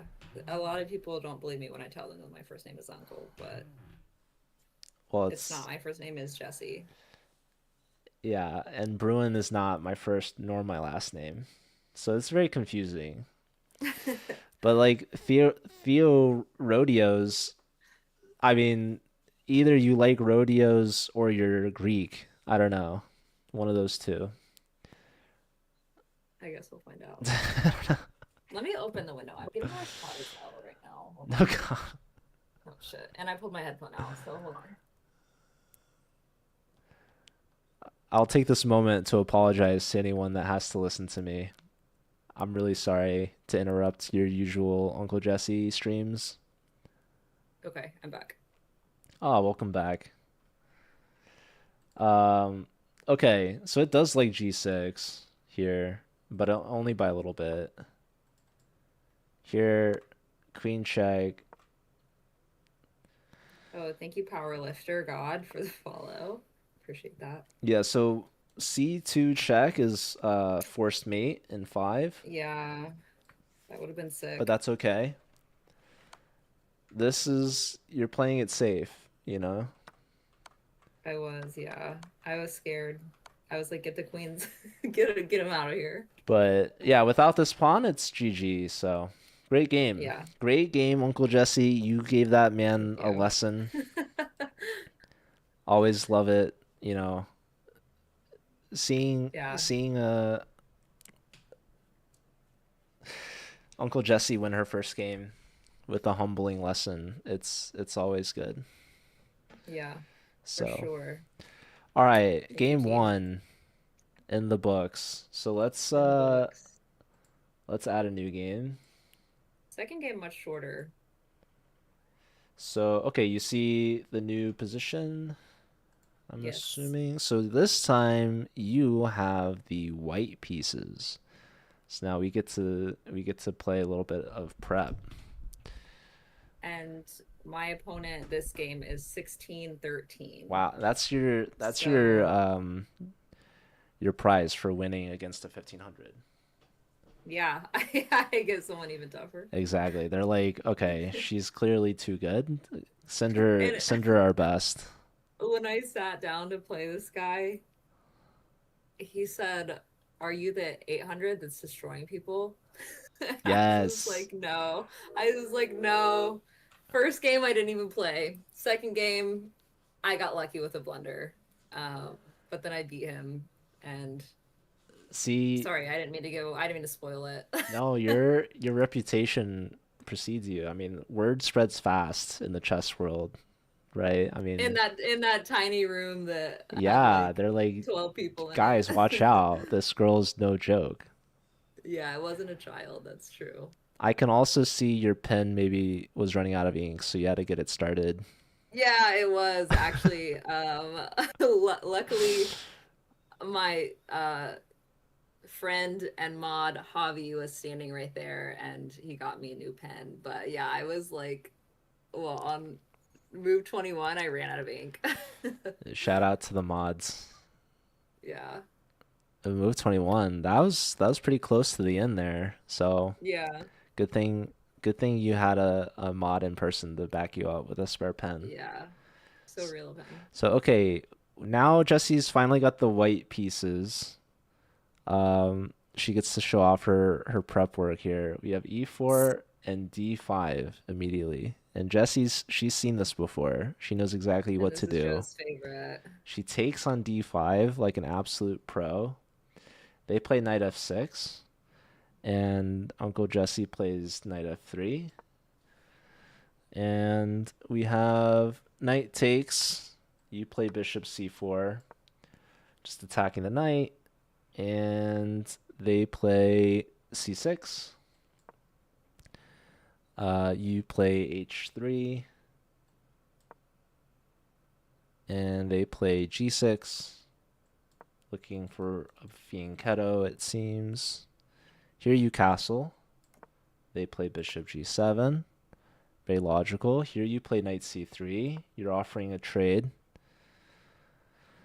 They castle now. And now you play rook e1. Just very solid development moves here. Probably we want to push this pawn at some point. So they play bishop to f6, which I don't really understand that move at all. Did I write it down correctly? Where are we at? This is move 8. I mean, I'm assuming it's right. Bishop f5. F5. My apologies. No, it does look like a That 6. I makes much see more what you're sense. saying.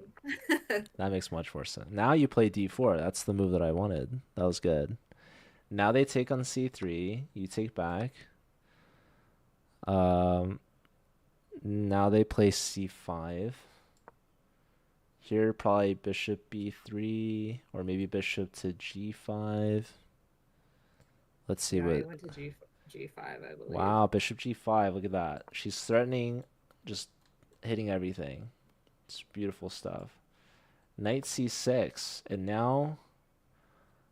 Dude, this 1600 was like... I'm sure they were so nervous and scared. Just shaking in their boots the whole time. Yeah. So you played d5. And this is just... I feel like there's a lot going on here, right? Like Yeah. we see they push this pawn. This does a lot of things. First off, this bishop's here. Hmm. Queen and pawn, pressure on this point. But also, this clears the way for the knight. So they have 1, 2, 3 attacking here. We have 1, 2, 3. So looks pretty good. I was mentioning bishop here or here, right? And this is where it's like chess can be really subjective. There's no one right way to play unless you're Hmm. like on a tactic or whatever. But for the most part, there's no tactic. It's just development and positioning. And here we can choose to be defensive or we can choose to be on the offense. And Hmm. so here we go aggressive. We're developing with a tempo, right? We're saying, who cares if you take here? I'm going to take here and mess up everything. Hmm. So they just develop. This is a multi-purpose move. This is a great move. It's Hmm. developing a piece. It's putting more pressure on d4, and it's defending e7. So what's going on here is this is now the fourth attacker on d4. Now, the bishop could have been our fourth defender, but we're just sticking with the 3 here, which means if we don't defend this, they're going to be able to do something about it. So again, we have a choice to be defensive or be offensive. And here we decide we're going to go all in. d5. We're saying this knight is attacking our pawn and defending their pawn. Well, let's push the pawn and remove this defender. Hmm. Well, when we do that, we're going to give up this fork, basically. Hmm. But the good news is this bishop is very valuable. And if they take this pawn, well, we're going to take this knight. We're going to win a piece. Well, okay, we're going to lose a rook. But, well, we're going to be able to take back the bishop. We're going to win 2 minor pieces for 1 rook. That's going to be really good for us. Not only that, this bishop is such an important defender of the king. If we're going to still have our dark square bishop left and they trade away their dark square bishop, that's going to be huge for us. Usually we try Hmm. to just double the queen and trade off bishop for bishop. But if we get this bishop for a rook or whatever, and our bishop's still around, like their king is going to be super weak. So d5 is a very strong move here. This is Uncle Jesse teaching a 1600 plus how to play chess the right way. So yeah, this guy he says, "Ooh la la, I'm gonna win a rook." But this is, as you can see, I gotta turn this eval off. We gotta look at this with our own eyes first. So Jesse's gonna take the knight. She's very aware that two pieces are better than a rook. So yes, she takes. They trade queens. Queen takes, and now probably you want to take with the a file rook. Hmm. I think that's what I did. I probably didn't say that, but I No, I did. think I think it looks like a, is that an E? E rook takes? Or Sorry, you where are we at? move 14. 14. B rook B, takes well, D1. That's not a I think it's the A neither of rook. them are on B. So they play bishop Okay, takes. We'll just do it like this because they yeah, take I'm on pretty sure E1, that's what happened. you take back. Now they take on C6, but now you're gonna win this E pawn, right? Um, Hmm. you played rook takes.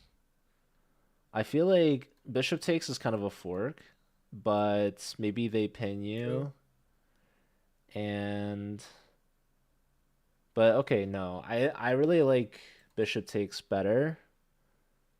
Um but actually okay, they're all great. Probably rook takes is best because then we're going to put the bishop here and we're going to come after this pawn.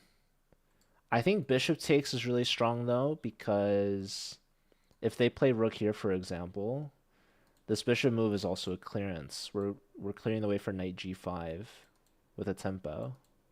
Hmm.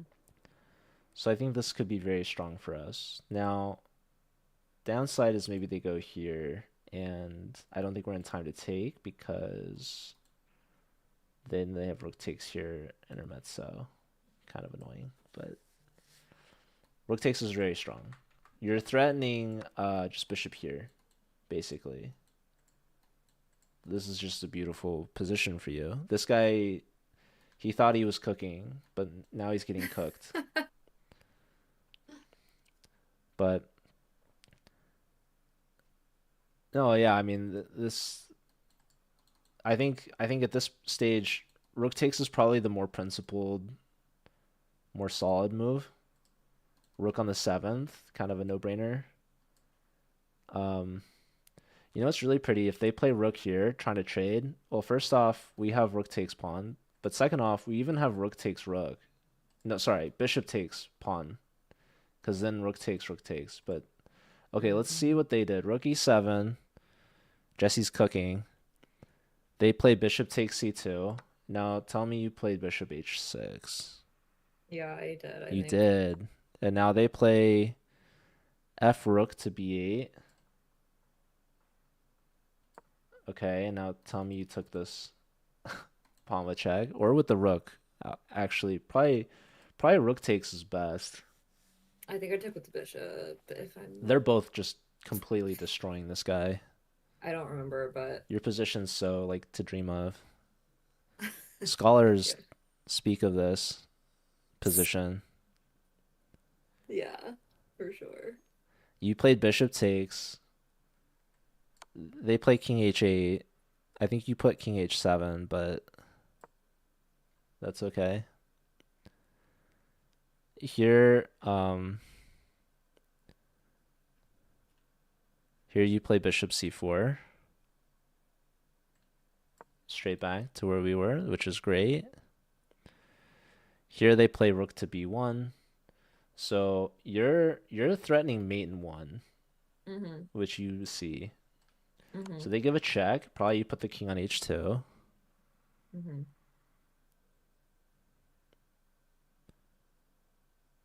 It says I think G. It doesn't matter.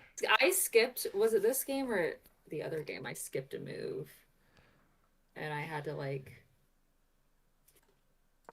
catch back up. I just like completely skipped a move. I don't know what happened somewhere. So Um, here, it doesn't matter. So here you can just take the rook, but there's an even stronger, more pain-inducing move, which I believe I went to knight to let's see, g5. rook g8, you did take, so you Oh, just did I? took, king takes. And then I did it after, I think. Probably probably rook check is really good here, but see, bishop takes, king takes. Here you played knight g5. This is also just a brilliant, like, class A level move. So probably their forced rook b8 here, which they did play. Now you play rook g7 check. They really have to go to h8. Otherwise, they're begging for trouble. King h1, and then you play knight e7. That's a smothered mate. Well, it's not. No, this is like hang this up in the museum. Yeah, I felt pretty good after this one. I never felt like I was in like serious trouble. Like obviously in the first game I was like, "Oh shit, like this is getting really dicey." But this one I didn't ever really feel like that, which was nice. What's funny is I was mentioning that they have to go to h1 or sorry h8 so that they don't really get into like the discovery, but this just walks into main one with a smother. Yeah. It's really nice.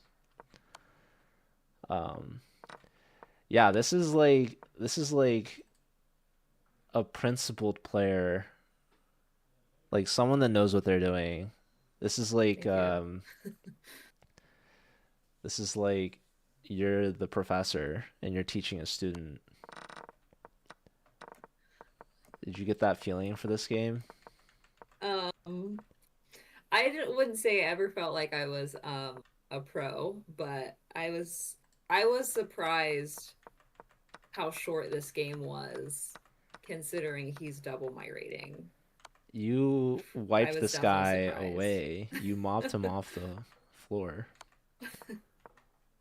I mean, okay, so here the killer move that I would say, like if you want this guy to like resign as fast as possible, I would play something like Bishop f4. I feel like it's just kind of devastating. Um, Bishop f4. yeah. Basically, you're threatening with this bishop here and the rook here and the bishop here. Um, the bishop clearance here is because you want the rook to control g7 because you want to just checkmate him. You're threatening mate in one. So with the bishop here, if you get a second bishop on this diagonal, it's mate. So bishop here is just mate. He Mm-hmm. goes rook here because it's the only way to protect this mate. But the problem is it's not going to stop you from getting on this diagonal. You just have to change your angle. Like you can go here to Mm-hmm. here. You can go here to here, here to here, something like that. Um, I wouldn't go here because maybe he goes here. It's kind of annoying. That stops you from going here too. But bishop here, and it's like, what's this guy have? You know, he can't Oh, go okay. here Now it's because you working. just have. What Okay. happened? The board was like behind Oh, and sorry. um no, it's fine now, but it was like not making sense anything you were saying, but now it does. Good night, Theo. Thanks for being here. Um, okay. Sorry about the board. I No, would you're good. say like we want to reroute the bishop to get on this diagonal. Like Right. he Okay. this move is Instead of just to taking. yeah, your bishop's really strong. I mean, you're winning regardless, right? Hmm. Like either way, you're just completely winning. What's also funny is knight here threatens mate in one, too. There's a lot of ways to win, and you chose one Yeah. of the many ways to win. So this is really nice, and this is just KO. This is like no, this is like the Jesse Immortal. Okay, let's Yeah, look at the probably my best over the board game, I'd say. um yeah, if this guy's 1600, like you should be at least 1700. Imagine I gain like 900 elo. She got a smothered mate. Oh, dude, cinema. Is that considered a smothered mate? Yeah, Okay, cool.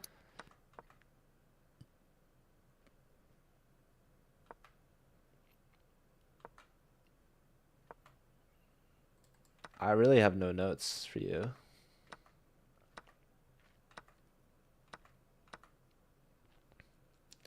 Yeah, rook takes definitely the move. I don't. Bishop takes rook here. Um, if we do something like this, I think bishop e6 is really annoying because yes, we're attacking it 3 times, but the main point is that it disconnects our rook's defense of the Mm-hmm. bishop. Yeah. So, um, rook takes is much stronger because we're still going to be able to attack the rook, and our rook is just on the perfect square that it needs to be. So here they really need to play king g7, which will prevent you from coming in. Um, but okay, let's look at the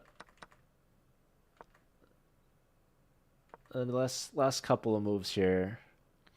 Yeah, both rook takes and bishop takes are just completely crushing. It's forced mate at this point. Rook takes is a little stronger because you're threatening mate in one with that actually, which is really nice.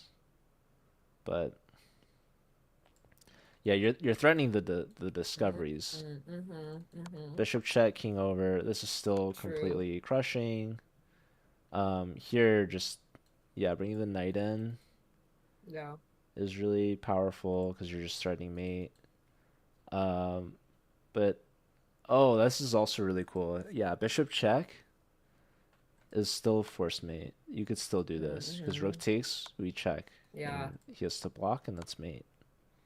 Wow, there's so many Yeah, different yeah. I opportunities. was gonna say like if we go here and he goes here, like you could pin the knight or the rook, but we just give check and it's mate. So knowing that he can't even go here means that we can actually just go straight here immediately. But no, this is just completely crushing. Beautiful stuff. I mean, look at that. They're like Thank you. chess masters that wish they could finish a game like this. All right. Well, thank you. I appreciate it. And he at the end of this game, no handshake, Oh no helping me clean no. up my board. He Oh just got up no. and walked away. Yeah, didn't help me clean up or anything. Dang. Just he How old was was not this there. guy? He was in his 30s. Oh no. Dude. I asked because before we started, I asked him how long he'd been playing, and he said, since I was a child, almost 30 years. Luckily, he didn't ask me how long I'd been playing, because that, I don't know, might have Dude. made it worse, but Uncle Jesse humbling one man at a time. yeah. She's not gonna stop until the whole state and perhaps even the whole world gets humbled. No, the next game, I was humbled. Oh, but So, well, this was actually a kid this time, yep, my loss was to a 10-year-old. He was the highest rated in my and section. hopefully the best behaved. No. He didn't help me clean up either. Oh no. He did shake my hand, but then he just got up and walked away. Okay, So, well, improvement from the 30 plus year old. So, yeah. um, okay, let's do a new game. Um, yeah, we gotta teach some etiquette, you know? So, Yeah. The first guy did help me clean up do at you feel least. like So, Queen's Gambit? Do you feel like Beth Harmon? no, I Do you feel don't. like the stereotypes in the show are you're like, wow, this is real. These guys Um, can't handle just losing. I mean, to an extent, for sure. I don't feel like Beth Harmon because I'm not a genius grandmaster, but yeah, it is. Uh, luckily there were like three other women in Okay. this. I didn't get to play any of them, but I wasn't the only woman this time, so that was cool. Okay. Um So you have white again, white back to back. Very nice. This one, I told myself going into it, I was like, you know what? Doesn't matter what happens. I'm happy with how this has gone. Yeah, of course. And then after this, I was like, damn it. Ah, you're like, Like man, I should have. there, yeah, it was just like I I should have won. I should have won and I didn't. So It's okay. I was bummed. So But you're playing knight c3 here. Is this switch up from normal? um I kind of just like pull out a horse. Really, it Don't doesn't. You're really. just a little coin flip. Yeah. Yeah, it just So kind of knight depends. f3 here is going to give you like it's going to lead to the Italian. I think this knight c3 is a Vienna. Not that you need to know the names, but there is a difference though. It's not just like either knight will Yeah. do. The difference Hmm. is this knight attacks this pawn, right? And you're Yeah. mainly going to see this knight defending the pawn in response. And then you bring the bishop out and you have the Italian game. But when you bring Hmm. this knight out, this is the Vienna. This knight's just defending this pawn, but you're not putting pressure on this pawn. So Hmm. instead of the knight coming here, you're going to see a more varied response. So this is kind of a good way to maybe mix things up a bit and see like you're giving black sort of an option to decide what they want to do, and then you'll be more reacting to them. But this is more like you're dictating the pace and you're forcing them to react to you. So it's just a style difference, really. It's like what Yeah. sort of openings you're in the mood for. So here, and now we see knight here, and now you play knight f3, and here they can just bring the knight out, and you'll have like a four knights game. And so that's exactly what we see. And now you go with your standard bishop c4, and here they sacrifice the knight. Knight takes e4. Um, you take with the knight, and now they fork you. Have you seen this before? Has this happened to you before? Yeah, like a million times. How do you feel? I think it's just like stupid. Okay. I don't like it. Yeah, and that's a normal reaction. I think that this is What is this annoying. called? Um, Honestly, I don't even know the name of it, but yeah, this is just a Yeah. fork. It's annoying for Yeah. sure. But here you kind of just play bishop d3 and take back. Oh, I don't Um, think that's what I did. so let's see. You just took here. I Queen just took. takes. So the idea is we probably prefer the knight or the bishop over the knight, but I think you like Mhm. knights more than bishops, which is fine. I I like when my opponent doesn't have knights because then I don't get forked as easily, but Okay. So yeah, here you kind of help their queen develop with the tempo, but you can bring your knight back with the tempo. But let's see what you did here. So bishop takes, queen takes. Here you just play d3, which also makes a lot of sense. You're clearing the way for your bishop to come out. You're defending your knight. Here they play bishop e7, which is a little passive, but totally reasonable. Getting ready to castle. Um, let's see. You play h3. They play bishop f5.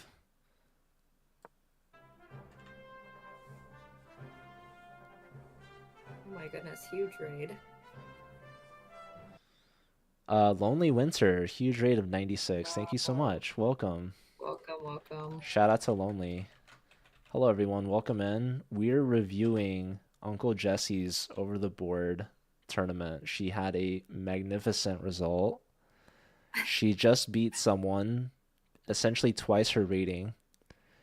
And then she followed that up with beating someone also basically over twice their rating. So Uncle Jesse's taking scalps. She's making a name for herself. Her opponent Oh even my knew God. before the game started that she was destroying everyone in her path, and he was no exception. And she's been humbling players ever since.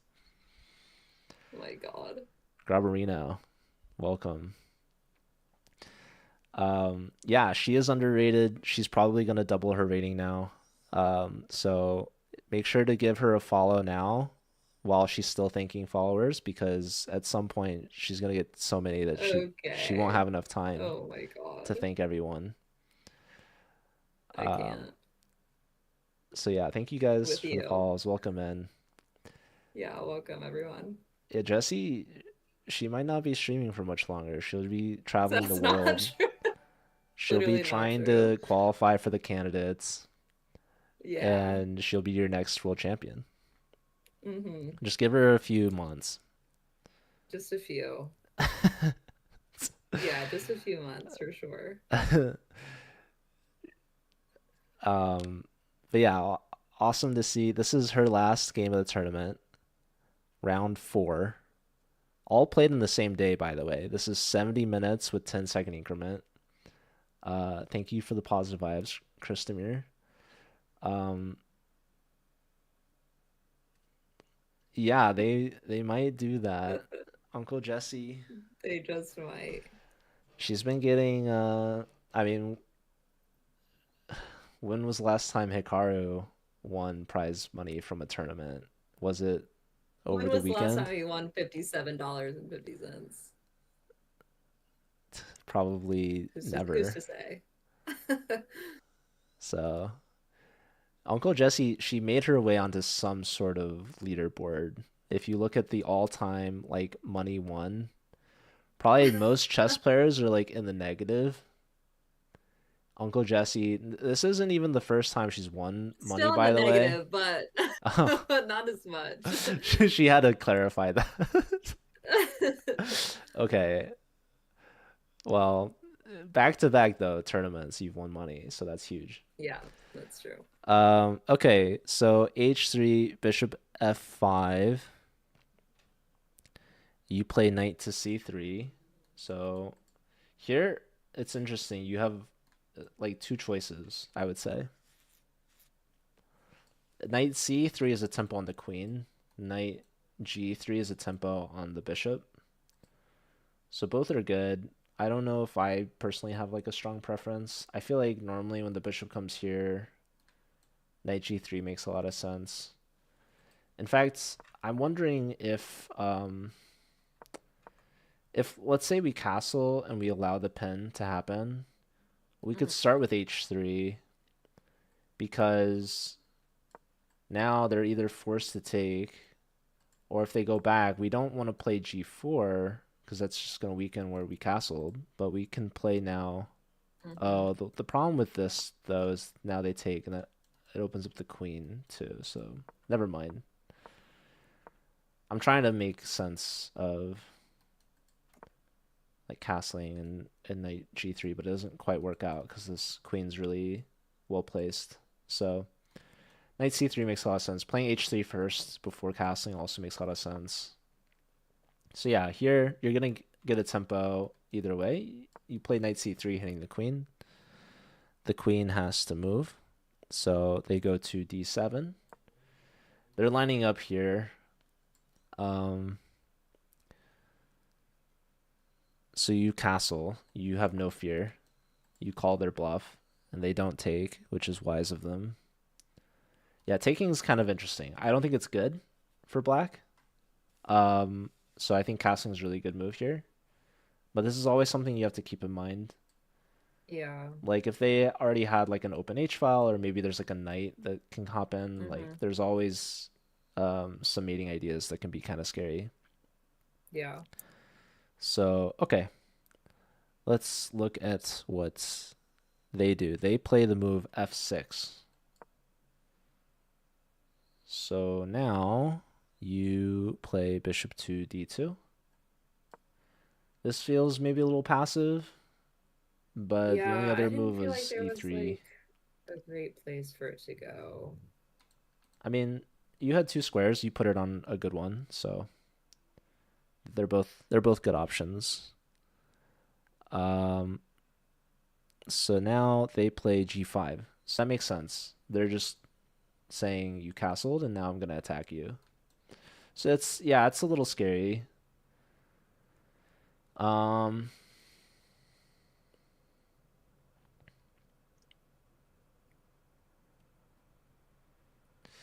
Yeah, I don't know. Maybe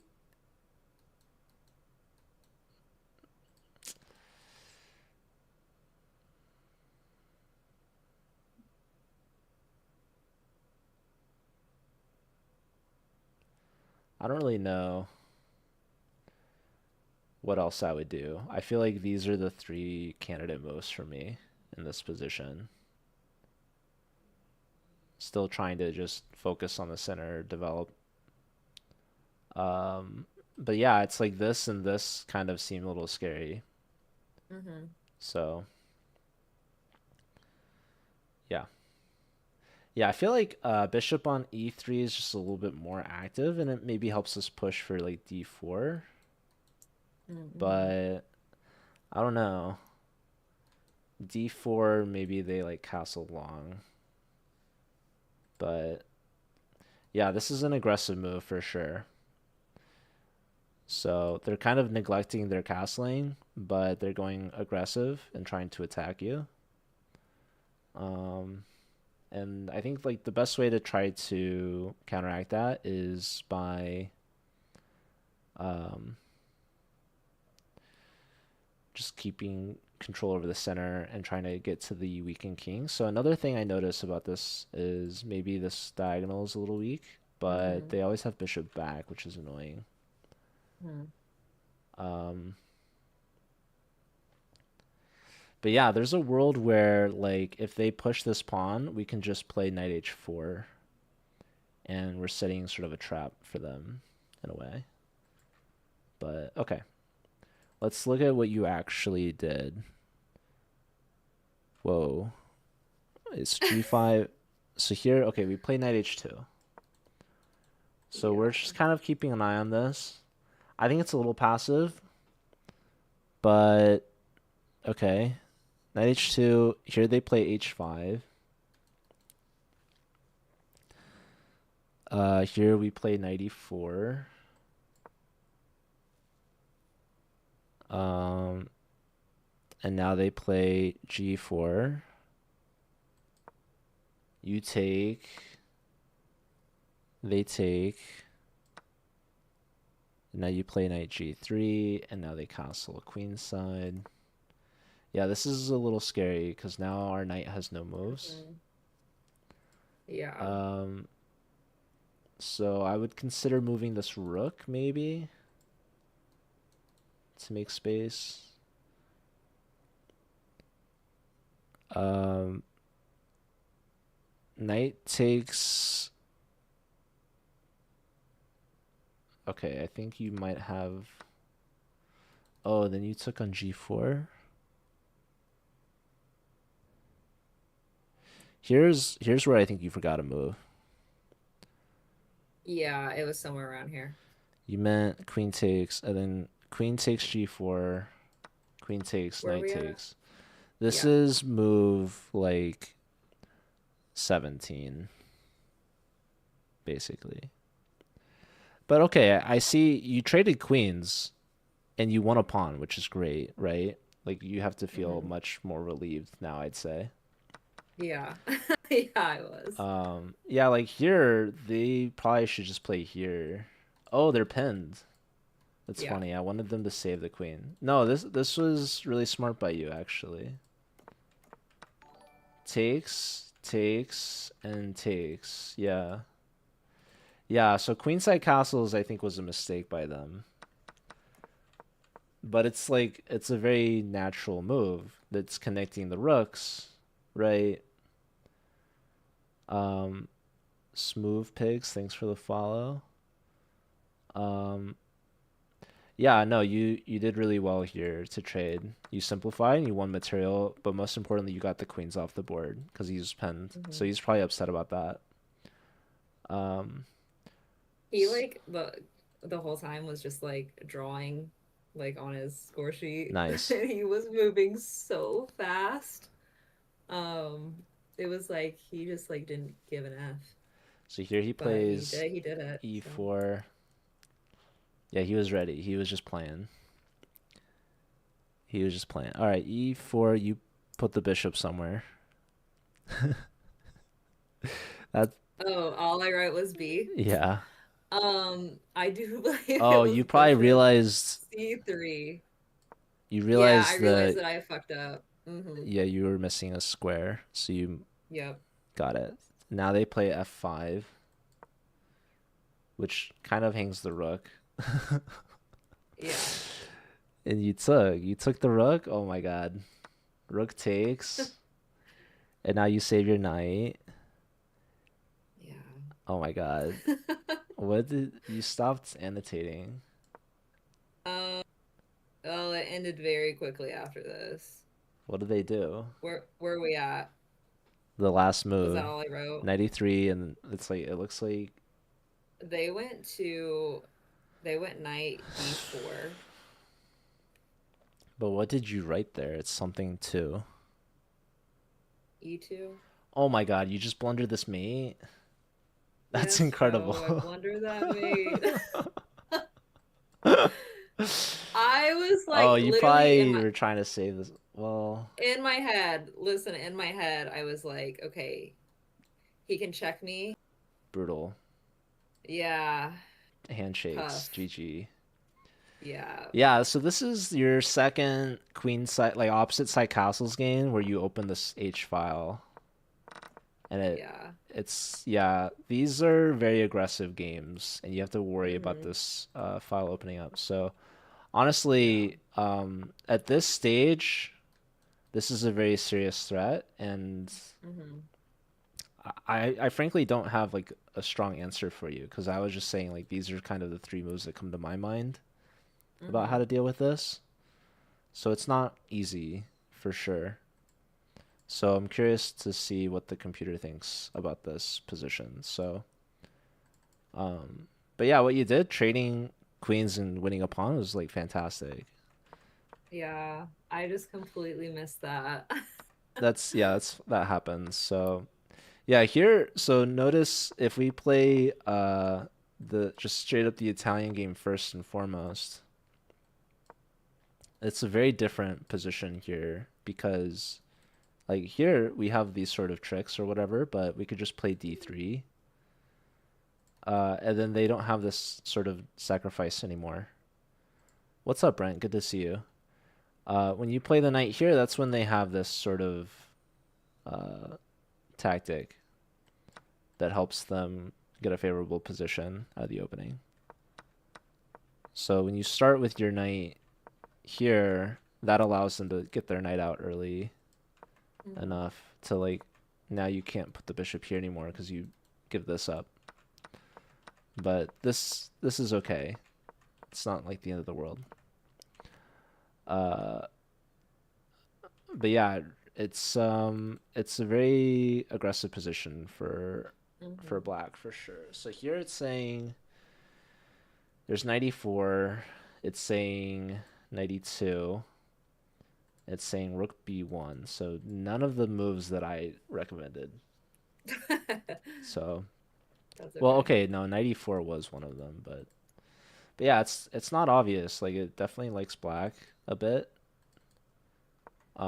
Here and just yeah, h5, it's just kind of all coming a little fast. So here we need to consider h4. And like in both the games, whenever they look for this trade, we have to just consider closing it, right? Mm-hmm. So h4 makes sense to not allow the h file to open. Mm-hmm. Um, but okay, we trade and now knight g3 is It looks good. bad for me. Well, this is just always going to be scary. Yeah. Um, castles is bad because now this is good for you. Takes, and now you can trade Mm-hmm. queens. So that helps you out a lot. But what's crazy is even though you won a pawn and you got the queens off the board, the computer still likes black by Mm-hmm. a considerable amount. Um, just because like these pieces are so Yeah. dominant on the king side. Um, okay, so yeah, here it's kind of funny. It likes the move 93. immediately, but okay, let's say we take, they take, now 93. Yeah, here we just have to guard Yeah. just rookie one, and Yeah. life's pretty Literally that would good. have just saved it. Saved it all. It's okay. Yeah, we have to, I mean, you saw the check, which is good, right? We just have to like follow through with like, okay, well, let's move Yeah. the king and then realize that we can't. So, Yeah. um, Yeah, that was a bummer for sure. yeah, this is his only trick, really. Well, I mean, I think like these are also some sort of trick. Like he could still get like a perpetual, right? If he gets this bishop check in. Hmm. And what's also really annoying about this position, like let's say you played this, right? And let's say he plays here. What would you do if I turn this off? He's threatening this check.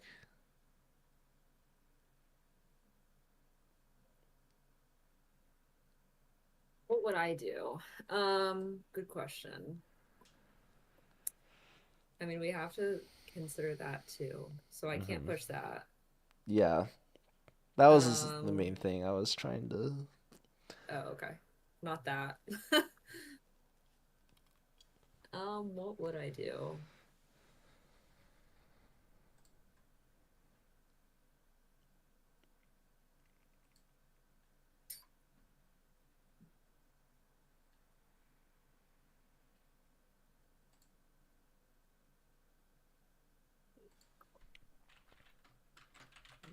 Can't take that.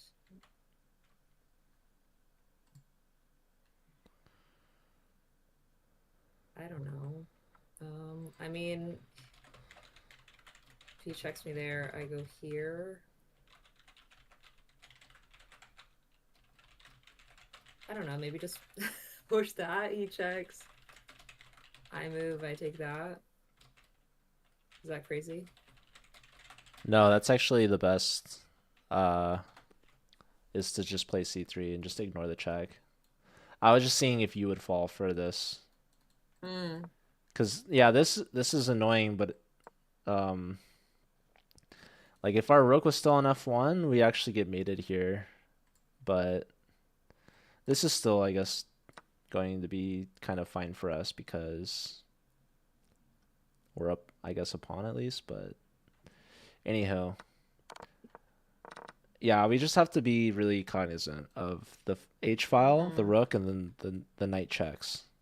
Yeah. So it's like even if we get the queens off the board, the danger's not over yet because you Yeah. can get mated by like a surprisingly minimal amount of material. You get mated by like Yeah. a singular pawn. Yeah. Um, but I would say like overall, really proud of your games and how you played. Like these Thank you. players were very high rated, and you proved that not only can you hang with them, but you can beat them. And that's got to be some really valuable motivation to push harder and go higher and Yeah. get some more scalps. Yeah, I was feeling pretty happy after this one, after this entire tournament for sure. And yes, Javi, that was my last game right there. Javi was watching in real life and saw me blunder mate and won, but it's okay. We live and we learn. And you improve.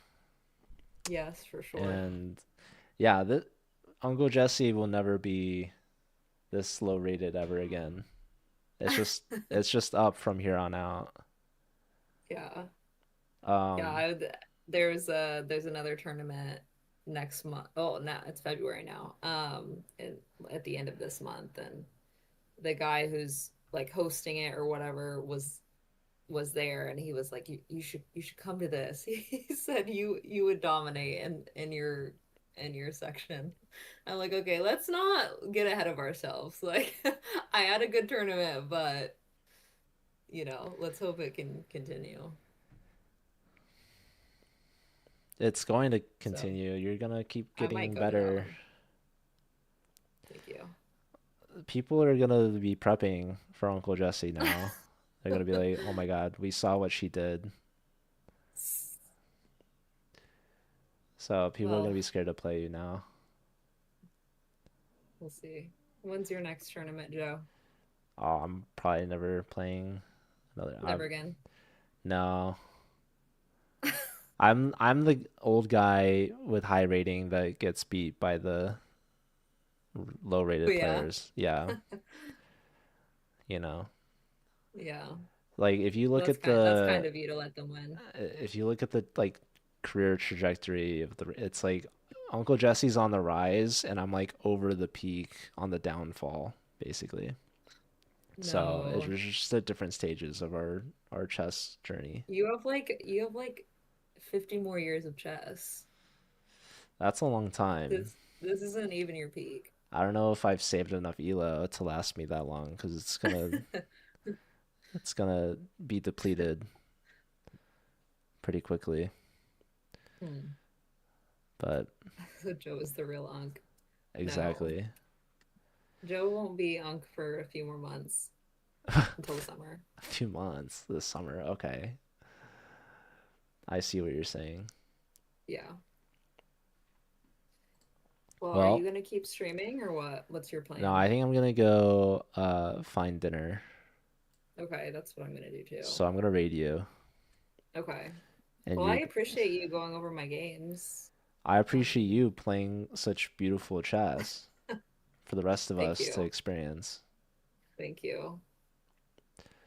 All I right. appreciate that. Congratulations. This is Thank the you. most you've ever won from a tournament. Sure is. First time was 1.5. Second was 2, and this one was 3. Wow. And when's your next tournament? I'm thinking about the one at the end of this month. World I'm Championship? considering it. The Speed Chess Championship this weekend Yeah, that's exactly what I was thinking. in London? That's exactly Safe right up my travels. alley. No, maybe on the 28th it's like 60 plus 10 or something like that. And I Ooh. think it's 4 games, so similar. Same But deal. Just a little yeah, we'll see. faster. I don't know yet. Yet. Okay. Well, best of luck. I guess we're gonna do what's the game called? Like Wordle? It's words on stream. Ah, okay. Classic. Yeah. Words on Huge. stream while I eat and while Joe eats, and then I'll play more chess afterwards. So, Very cool. All all right. right. Thank you again. I appreciate it. I appreciate you. The pleasure's all mine, and we'll watch the rest of your stream and hopefully see your next tournament. Hopefully your next tournament you can actually live stream the games, so it's not just Yeah. hobby that can witness it. So you guys know I'm telling the truth. Exactly. All right. Take All care. right. Enjoy your See food. ya. Boy. Thank you too.